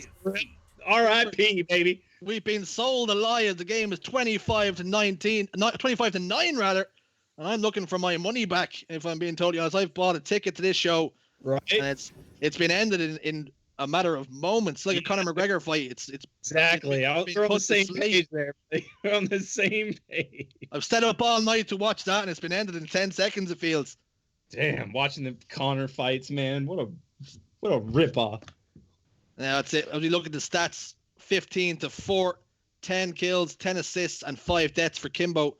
And on the other side, I want you to look at the damage out of the blue team. Gunhawk and Russia were putting in great shots, laying down excellent fire, but they weren't closing them out. I mean, they were hitting the body, but they weren't hitting the head, and they weren't getting those kills. They weren't double teaming at the right times. They were getting into too many individual fights. They weren't able to keep up with the speed of Kimbo. I see what you done there. I had to. It probably wasn't that great, but yeah, Black and White's momentum was just outstanding. Once they started, they did not stop the entire rest of that map. Yeah, is that down to teamwork on the part of Black and White, as damage is split pretty evenly throughout the lobby? Speed did have a little extra chunk of change of 500 maybe or so extra damage, but not able to get the kill and playing up, rinse and repeat, dying, maybe cracking someone's shields but dying, and then cracking someone's shields and dying. And in the end, it's 25-9, completely comfortable, an absolute whitewash in map number 1. And that's not something that I was expecting or wanting, to be honest. We were hoping to see, and they're a nail biter like the last series we had.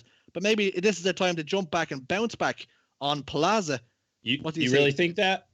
No, I don't, but I want to see it. I don't think it, but I want to see some good Halo action. I want to see some close Halo action. Yeah, I mean, we all do, but also they're about to get stomped. I'm just going to be honest. After a game like that, your head is just not mentally there. You kind of check out. Like, we've all got pride. We're all very competitive players. And when something like that happens to you, where you're just absolutely not in the game, like they weren't in that game at all. No. Rough Riders are really having a rough ride. They're being ran ragged out there, especially on regret. 25-9. That's going to hurt any ego. And if I'm on the other team, I think you would have just heard an audio clip of me. It would have just been as the Xbox powers off. I would not have come back for game number 2 as embarrassing as the first was, as Kimbo now picks up the overshield and looking to maintain. Look at that lovely shot. Beautiful. Just cracks him over there on the loop side. And now Gun Havoc's in all sorts of trouble here, as he decided to get out of dodge, but has left Russia all alone. He will be calling for help, and Gunhawk does appear back, but look at that speed. Picks up a double kill. Kimbo picks up the battle rifle.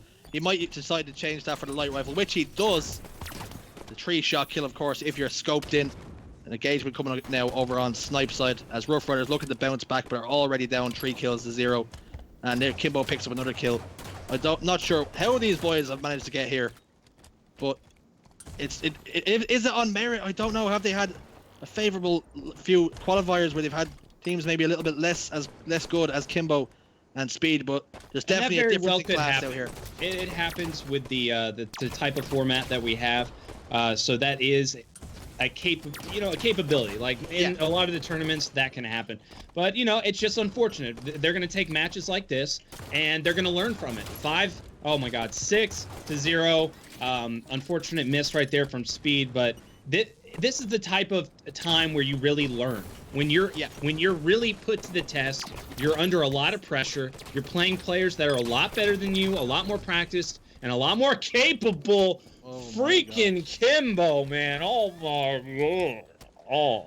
Yeah, you're dead right. When it comes to being outclassed and outmatched, that is often when you learn the most. You don't lose, you learn is the old saying, because they're being completely outmatched. And if I'm on the side of Rough Riders, I think I'm screaming every call out as one shot, even though they might probably be half shields. Because I just want to sound like I'm at least giving as good as I'm getting, although that might not be the case as I get utterly dismantled.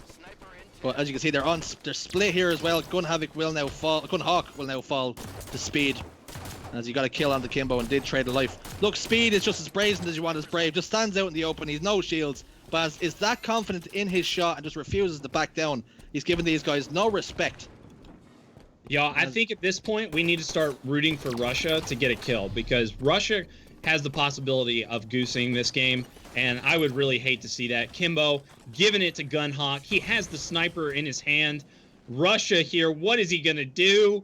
Oh my god, that would be embarrassing. Hey, let's go! He gets it. Russia just hasn't been the same since they broke up from the Soviet Union, it seems. Double kill out of Russia. Let's go, Russia. This is your moment. This is your time. We have all the power as casters. Whatever we say goes. Yep. We are gods up here, and what we say, we will it into existence, it would seem, as it's now 4 kills to 12. And Russia now is crouched top middle, but gets caught unawares by Kimbo, who's behind him with a sniper rifle. Has the OS. Let's jump over the Speed and see what he can do, and we know what he can do. He's just going to light up this map. This map is his now. Lovely bit of movement. That thrust slide into a clamber. Of course, to stabilize from the pistol as well as he scopes in. As he looks to go light rifle here, puts some pressure on. Barrel is there if he needs to use it, which he opts not to. And Russia now gets a kill onto Kimbo. Sometimes they're the wins you get. If you're Russia, you think, oh, I'm going to kill one of the best players in Europe.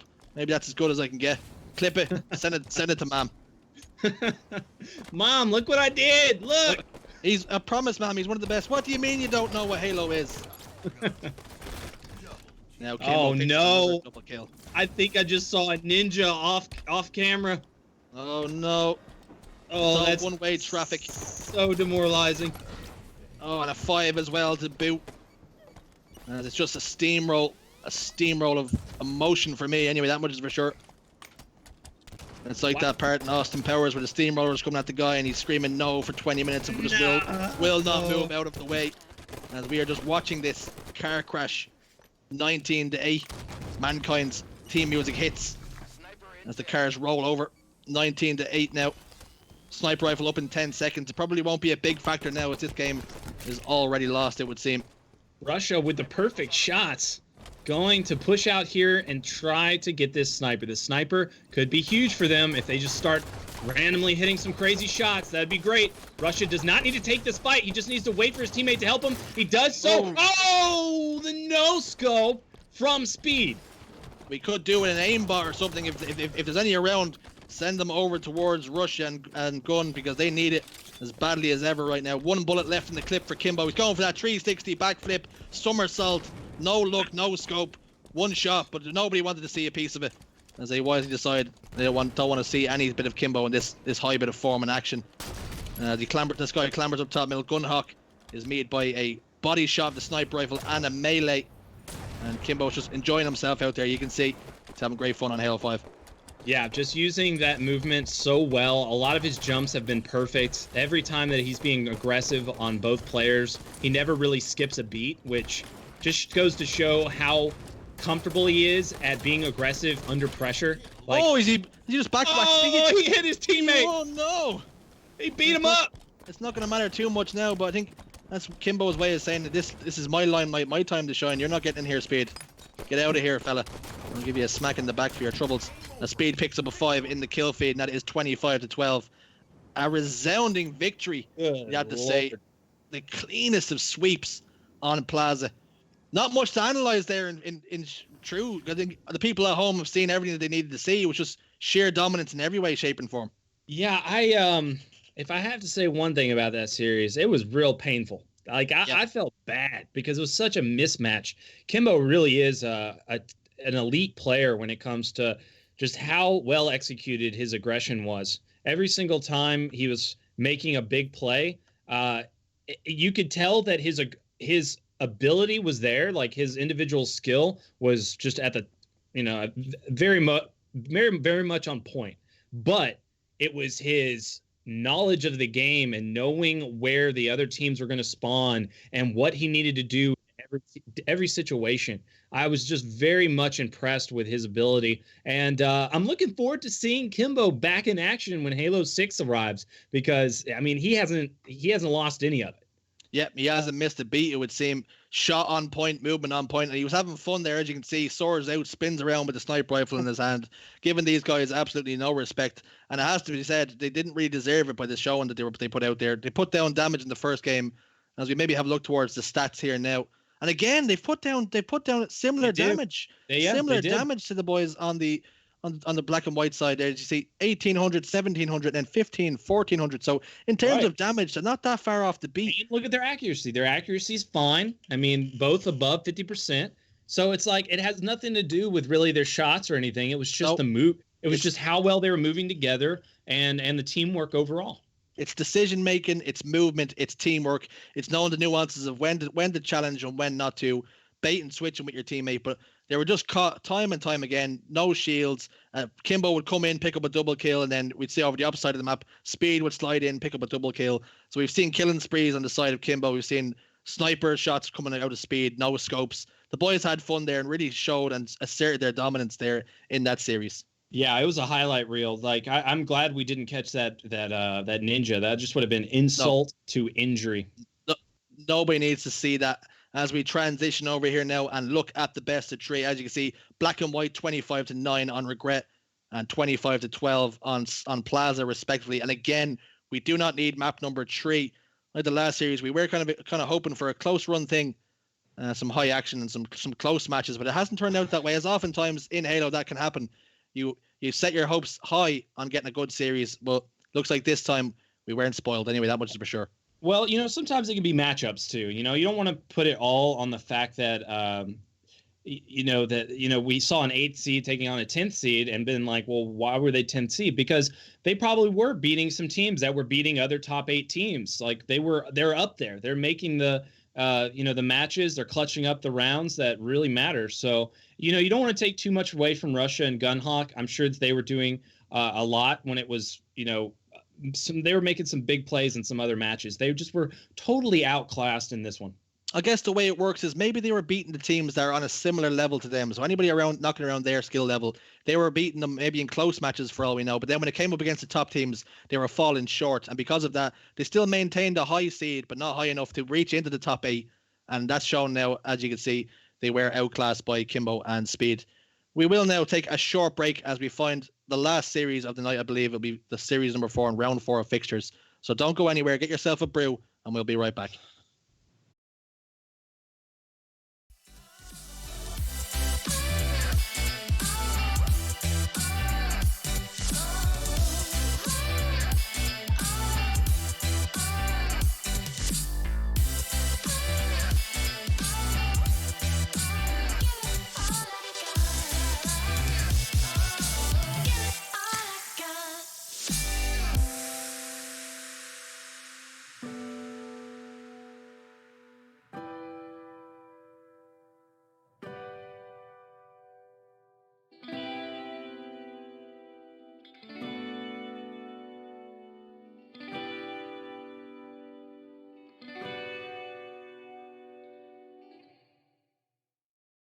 Anywhere you go, I'll be right there. Anywhere you go, I'll be right there. Anywhere you go, I'll be right there. Anywhere you go, I'll be right there. I will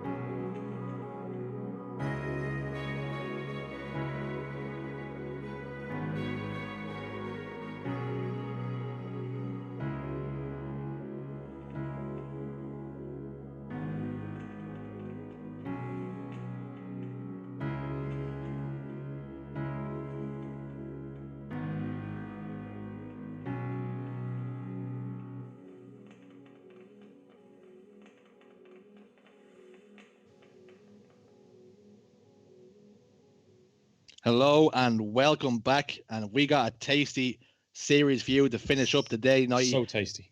We've got 9th seed playing against 14th. It's Beetle against JoJo, and it's going to be a big one. This could have serious ramifications on who qualifies and who, in fact, doesn't qualify as we go forward, Nighty. That's big. That's really big to have such a big matchup here at the very last match of the day. You couldn't ask for a better one. Yeah, currently Beetle are on 270 points while JoJo on 250. So it is the barest of margins, just the barest of margins here. As we have 10 and 5 map wins and 8 and 6 map wins respectively. As we look at the best of 3, Slayer Plaza and Slayer on Truth, and then we've got Regret if we do need it. As we're gonna have hopefully a much closer series than the last one. Yeah. Woo. I hope so. That one was rough to watch. This one, I'm having a good feeling about it. I think that, we've got some drama here. We've got a lot to expect from these players. They got to play really hard. Hopefully it's not a landslide like we just saw. JoJo in 14th place, like you said. They want to keep and solidify their top 16 placing. They want to hold on to that. It's big for both these teams. So there's a lot on the line right now, and I'm definitely thinking that we could see some exciting things happen. A lot on the line and exciting things. I will tick both those boxes if we can get them going. As we look at Sinistrale, who starts off in blue spawn. He's going to cast his eyes over towards Overshield immediately. As Ditmus picks up the Overshield, that is huge. He gets away unscathed. As his teammate Joey sits on a light rifle. Put some shots down onto Sinistrati, who immediately went for the plasma pistol but was taken down, and that is a 2-0 sweep as we jump on board with Joey, who has the plasma pistol, and Ditmus has the overshield and sniper rifle combo. So now you have that insurance policy. If you're Ditmus, you know that you're not going to get plasma pistoled anytime soon. Yeah, Ditmus with this sniper going to be able to take that headshot no problemo. He's got those extra shots that he can take with the overshield, so that was no issue out of him. Now he's in the best position to be in on Plaza, which is around the glass area, but he gets a call out that they possibly could be pushing Joey, but Joey needs no help. He gets that double kill with ease. Yeah, Joey's saying, you stay where you are with that wig peeler. I've got this covered over here on garbage truck. I'm about to put these two boys straight into the bin, as Ditmus now still has 3 bullets left in his clip. What can he do with them? Can he find some heads?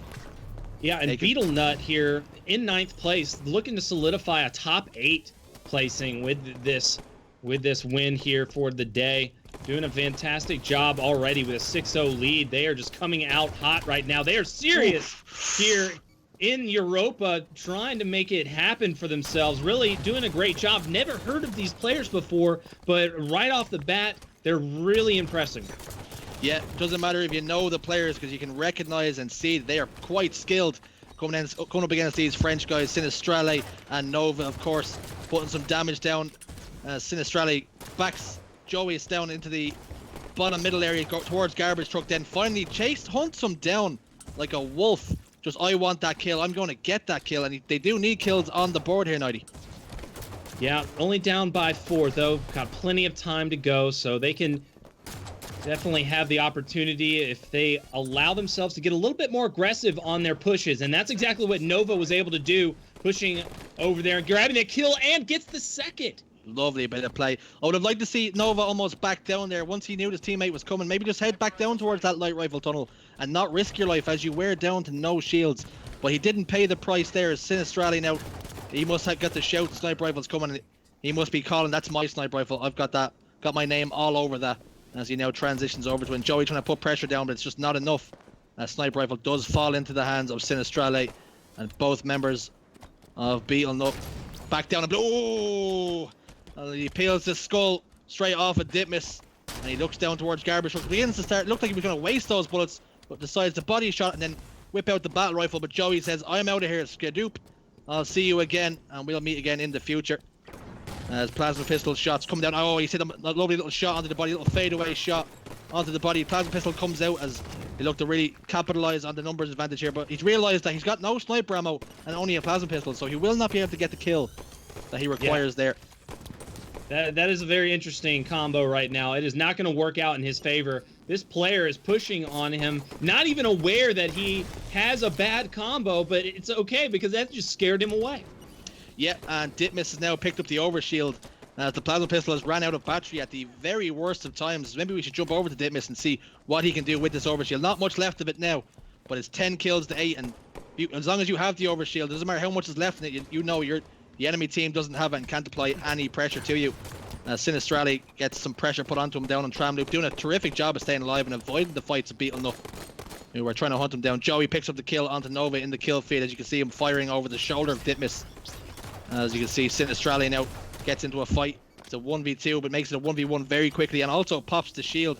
Not only did he stay alive down there in Tram Loop Nighty, but he managed to pick up a kill and pop the shields and back down Ditmus at the same time. Yeah, and I'm liking to see the recovery right now. Oh, no! Oh, Ninja! Oh, no! Oh, yay to see it! We missed the last one on stream, but we won't miss that one. As he puts down the Ninja, the scarf from Balaclava came over the face, and he jumps thrusted backwards straight into the back whack. And I kind of wish we didn't see that. I'm so sorry.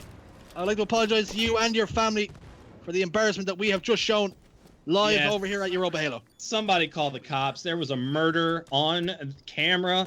We've got the evidence. That was extraordinary. I love to see ninjas. Ninjas are very, very, I mean, they're common in Halo 5 because of the thruster, but I mean, it's one of those things that you've always got to plan for. You got to make sure that you're always aware of the cooldown that your opponent has. A lot more ninjas in Halo 5 is right, but it doesn't make them any less fun to see. That much is for damn sure. As we've got 3 kills in Joey's sniper rifle as he transitions towards S3 or S4, depending on what part you like to call it. Sinistrali picks up a kill in this kill feed. Big plasma pistol shot. Oh no! Sinistrali, a huge double kill, and that might be the swing that these guys need to really pull this game back and start to drive a wedge or reclaim and gather the momentum as they look to bring these kills back. Still 3 kills down, but that will do absolutely no pain in your efforts. And as he transitions towards blue, he's going top middle now. You can see we see the player outlines of Ditmus as he gets him down to no shields as he pops them with that body shot. 2 big body shots, and he'll be looking for his teammate to pick up the kills. Can he? Ditmus now picks up the kill on Nova when he was no shields. That's a big heads up play by him. You have to feel he must have been getting some support from his teammate over top middle as they now hunt now. Bait and switch. Beautiful play. Oh, he just misses that. He whiffs that melee as he was trying to get the trade. That's a big play by Joey as they maintain that lead, and not only maintain it, but now extend the lead from 3 kills to 5. As now you can see guy top middle waiting for that overshield as he's got the time on lock, it would seem, but no overshield in hand as it's just popped up there now. He re-peeks it, re-goes for it. Nade comes in, but it misses just by fractions. Yeah, it was really unfortunate that Nova was not able to get either one of those kills that were both excellent snipes out of Mr. Sinistrali. I can't believe that he didn't get either one of those kills. Like, that was a big necessary swing point right there for Team JoJo. I mean, I'm sorry, yeah, Team JoJo. It needed to happen. Yeah, you got those 2 body shots, and you really need your teammate. You've done all you can do. You've gotten both members of the team down to no shields as you head up towards driveway, and you're really just hoping to see the assists come through, which they do not. As they not only does your teammate not manage to get a single kill, but pays the price with his life as well. As now Sniper Rifle transitions over to the power of Sinistrali.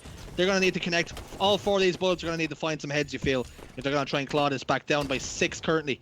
As action begins to fall. Ditmus, he pays with his life down out towards driveway area.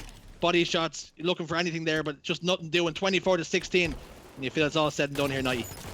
Yeah, and that is going to be it. There's no way for a comeback here. That sniper possibly could have put him in a good position once again, but it didn't even matter because when they were landing the body shots, they still weren't, cleaning it up. Ditmus is over there getting very overly aggressive, I'd say, because both players were in front of him. He was just trying to go around the corner and see if he could get a trade, but Joyous is going to be able to do it, making that a 25-17 game. A fantastic job out of them.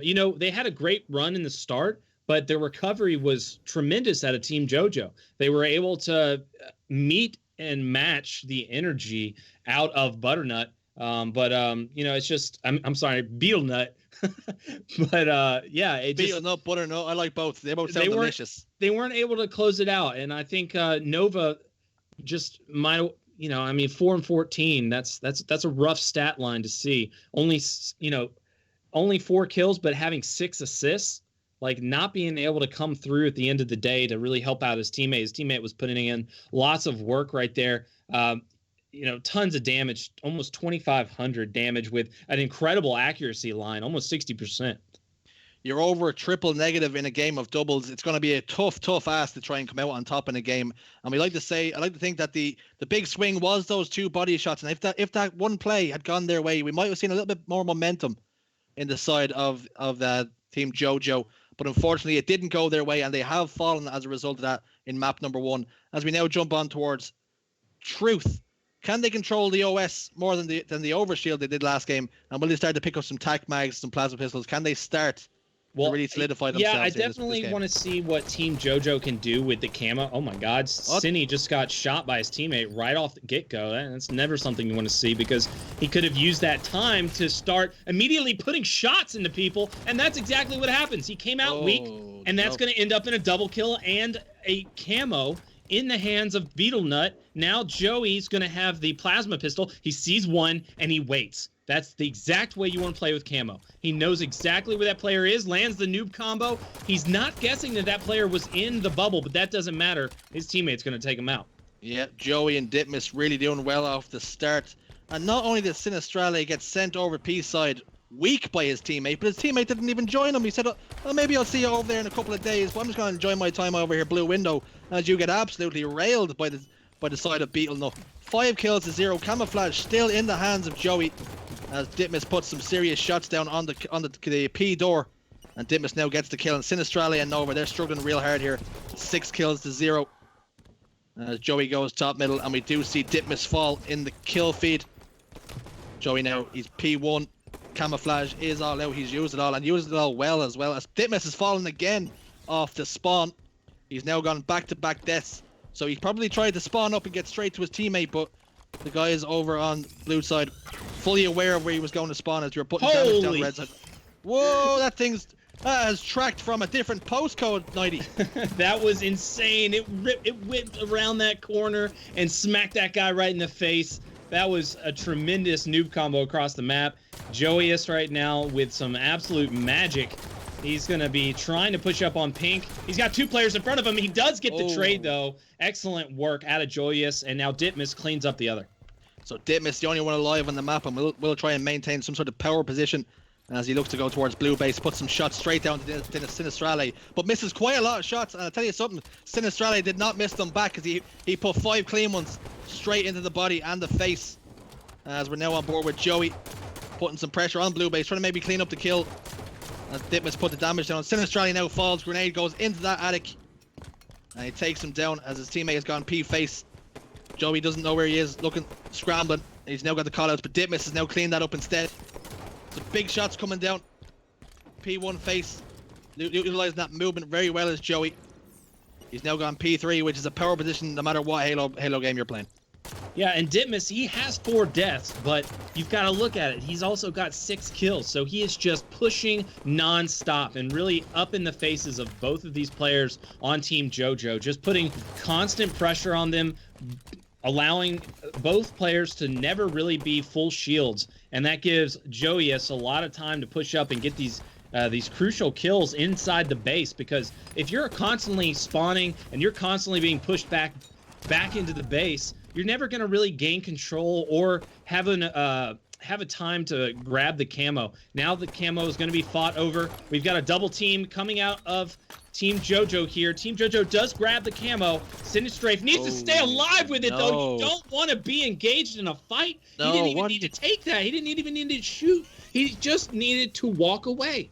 Just stay alive. Maintain that camouflage. Make sure you still have it. Make sure it's on the map, and it's a factor here.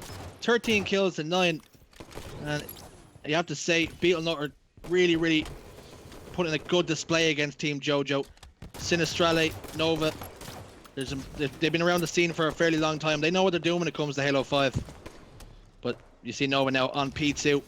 will look to get. They need to get one fresh wipe here and try not lose anybody else. Again, these guys are shooting each other. Yeah, that's not ever something you want to see. I mean, the game's already hard enough. Why do you got to make it harder on each other? Yeah, your teammates. There is friendly fires. Ditmus now, P2. And he's full on aggression, looking to get in the faces, as you said, of Team JoJo. As now Nova is trapped in no man's land, a rock in a hard place. Plasma grenades, gunshots, everything is sailing towards him. Sinistrali picks up Joey in the kill feed, and that's an easy kill now, you'd imagine, for Ditmus, which it is. He cleans it up on car 1. But a big nade comes in from Nova. He had that information immediately. And Joey now backs in towards the base side. 7 minutes and 25 was on the clock. Big game, close series so far, 17-13. Game 1, you know, that wasn't so close, but game 2 is a lot closer now. And you could maybe see this might get pushed to a game 3, and we might be spoiled as both these teams try and solidify their seeding places and their points going forward. I'm seeing something out of Team JoJo right now that I didn't see in the first map, and that's their spawn awareness. They're really on top of the map, making sure they know exactly where the other team's spawning. Like, if they get both dead on Beetle Nut, they're usually right on top of making sure they get top control, and they're looking at the bubbles or checking under bases. They weren't doing that in map number 1, and that's why we're seeing a lot closer game right now. Yeah, you know, you're getting aggressed. People are applying pressure to you straight off spawn. You quite often, you don't have a second to think. You don't have a second to react. You're always playing reactive rather than proactive. You're always spawning up with shots already in you. You know, there's players soaring towards you. You can't just, sometimes you just can't deal with the constant aggression and pressure being put on you from the opposite team. And that's what these guys on JoJo have really had to deal with now from Beetle Nut, as they're doing a great job of baiting and switching and staying alive at the vital times, picking up power-ups when they need to, and really utilizing them well. Sinistrali now 21-17 picks up a kill top middle. Yeah, and we've got about 20 seconds before the next camo comes up. If they grab this and they get away with it, this could be a huge comeback for them. This is exactly what they need. This is an item that would be very, very big for them to acquire without trading. So they need to get both of them down, kill them both right here. But it does look like Ditmus, he's going to clutch it up, and he grabs the camo and burns it. Not only have you lost the camouflage there and any opportunity you had of maybe swinging this game in your favor, but you paid the price. You've lost 2 lives, and you've only taken 1. So 25, there it is, 25-19. So we've seen some body shots, we've seen some melees on the bodies. So that is our series 2-0 in the favor of Beetle Nut. A great display from them, and you have to say JoJo gave as good as they got for the most part, but they did struggle. They've had a couple players struggle in the maps, and because of that, they have fallen. Yeah, Beetle Nut, 9th place team, now going to get some solid points here in the third qualifier. It's going to allow them to come back into this one. Looking at the stats, Ditmus just doing a tremendous job. Like I said, a lot of deaths, but it didn't matter because he had a lot of kills, a lot of assists, and a lot of damage. You know, he did have 300 less damage than his teammate, but, you know, that had a lot more to do with just Joey getting the cleanups. He was also putting in a lot more shots from a distance. Ditmus was just always up in their face, always just pushing in on them. I saw that Joey had a lot of like individual battles where he was caught out in the open, and he would get like a really clutch, you know, he would get a trade, or he would get, you know, a really big kill that he wasn't supposed to. And and that's huge in double team. Double team, it's and when you're playing 2v2, your individual plays, and when you grab that power weapon, it just means so much more than it does in a 4v4. Your individual skill is a lot more on display. In 4v4, you know, everybody's sharing the load a little bit more. Like, you've usually got like that main slayer who's like, okay, give me the weapons most of the time, and then you've got the guys that are running the objective and stuff. So you've got different roles and stuff, but not in 2v2. 2v2, both players are expected to put up the exact same amount of work, and you've got a lot more pressure on your shoulders. Yeah, in twos, of course, there's absolutely nowhere to hide, and your whatever you can actually offer to the game is massively important, because if you in any way, shape, or form aren't matching up to what your partner is doing, it tells not only in the stats but in the scoreline. as Ditmus, oftentimes he was getting into those. He was starting those engagements between the two teams. He would often start the engagement, dip out, and Joey would be there, a nice little spot, standing a little further away and picking up those kills, picking up those double kills, and then keeping the other team on spawn rotations and on just basically they couldn't get themselves settled. It seemed throughout those two maps. As we now look towards the best of 3, you want to take us through it there, Nighty? Yeah, that was a great game 1, but like I said, Nova and Cine were just not able to get on top of the spawns and put the aggression back onto Ditmus and Joey, so that was why we saw such a big swing in the beginning. They did come back in the middle, but that was mainly because they were starting to hit some really good shots and won a few individual battles. But then once they played on Truth, they started to get a little bit more aggressive onto Ditmus and Joey, and that was fantastic. But at the end of the day, BeetleNut were just able to acquire more camos, were able to really clutch it up at the end. But, it really didn't help when Nova and Cine were shooting each other in the back. No. I mean, like you touched on it before, when you get camouflage and when you get overshield, especially in doubles, it's camo and overshield is doubly more important than it is in fours, because you might have had 3 teammates that you could bait and switch, but when you get that overshield, when you get that camouflage, it is huge in the game, and you need to utilize that to the best of your ability. And we've seen the guys over on the red team on BeetleNut, they really did push home that. You've seen Sinistrale and Nova dying at the worst possible times. He picked up camouflage and he decided to take on a fight when he really didn't need to. His teammate was there. He could have stayed on P1 and really decided to stay alive with that camouflage, but he just did not. And he decided to soar out. And 25-17 and 25-19, BeetleNut being extremely consistent in their performance and maintaining that lead, 6 kills and 8 kills respectively. So a great showing from them. And I wonder, will it be enough now to push them into the top 8 now? And will they be in Division 1 of our qualifiers? We'll have to see as the points start to come through from the other sides of the groups. But some great Halo from them, and they have a lot to look forward to now coming forward. Yeah, I mean, you got to say, if BeetleNut do stay in that 9th place position, they're the number 1 team in Division B. So, they are a very, very good team. So it's not like Team JoJo should really get down on themselves. That was a well-fought battle. They have a lot to learn there. They can take away a lot. They just need to, really focus up on making sure not to shoot each other. Yeah, that's important. But, but a lot of other things as well. Making sure that you don't challenge those key fights when you have the power-ups and stuff like that. But, all in all, not a bad matchup. Yeah, if Nova and Cine can just tighten things up just a little bit, very soon that 25-17 becomes 25-20, and you really start to see a little bit of shape and form in yourself. So if you can really just lock it up and start to really utilize your teammate, be on the same page a lot more, and of course stop putting bullets in your teammate and grenades. It's not what you need to do in doubles. I mean, they're just going to be known for that from now on. Yeah. Like when we see Team JoJo, we're like, oh, it's those team killers. I've seen those boys before. They're the guys that like to win the fights weak from each other. They must have had some sort of disagreement in the base, whether I was going camouflage, and they've thrown the rattle out of the pram, as it will, as he's put a shot into him. Said, here, you go fight that piece. I'm staying home. I'm not going anywhere. I mean, you have a brother. When you get into those fights with each other and you get a little annoyed, you start to get a little petty, and you're like, well, I'm just going to put a few shots in him, and he's going to lose that battle, and then I'm going to blame it on him. Yeah, I'm going to throw a teammate over there and just walk this way and pretend like I didn't. Oh, you've died over there, have you? That's a shame for you, isn't it?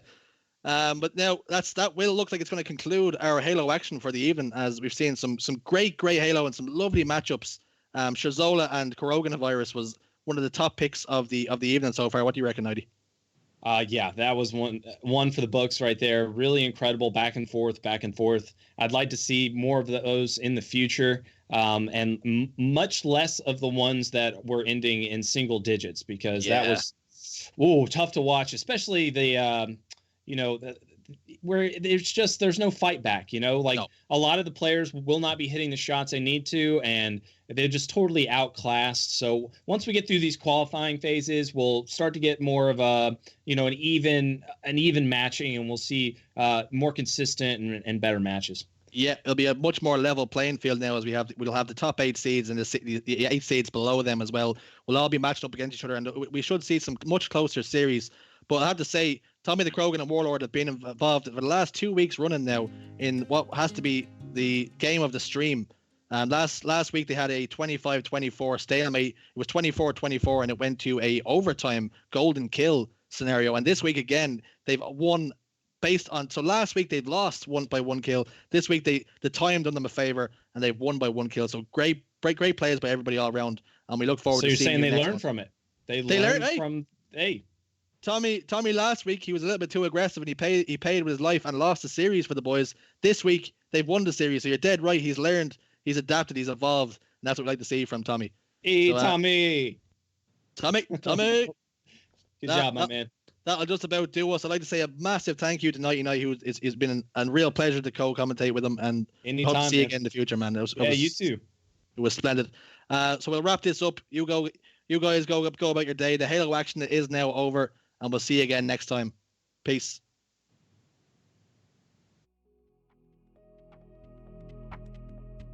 You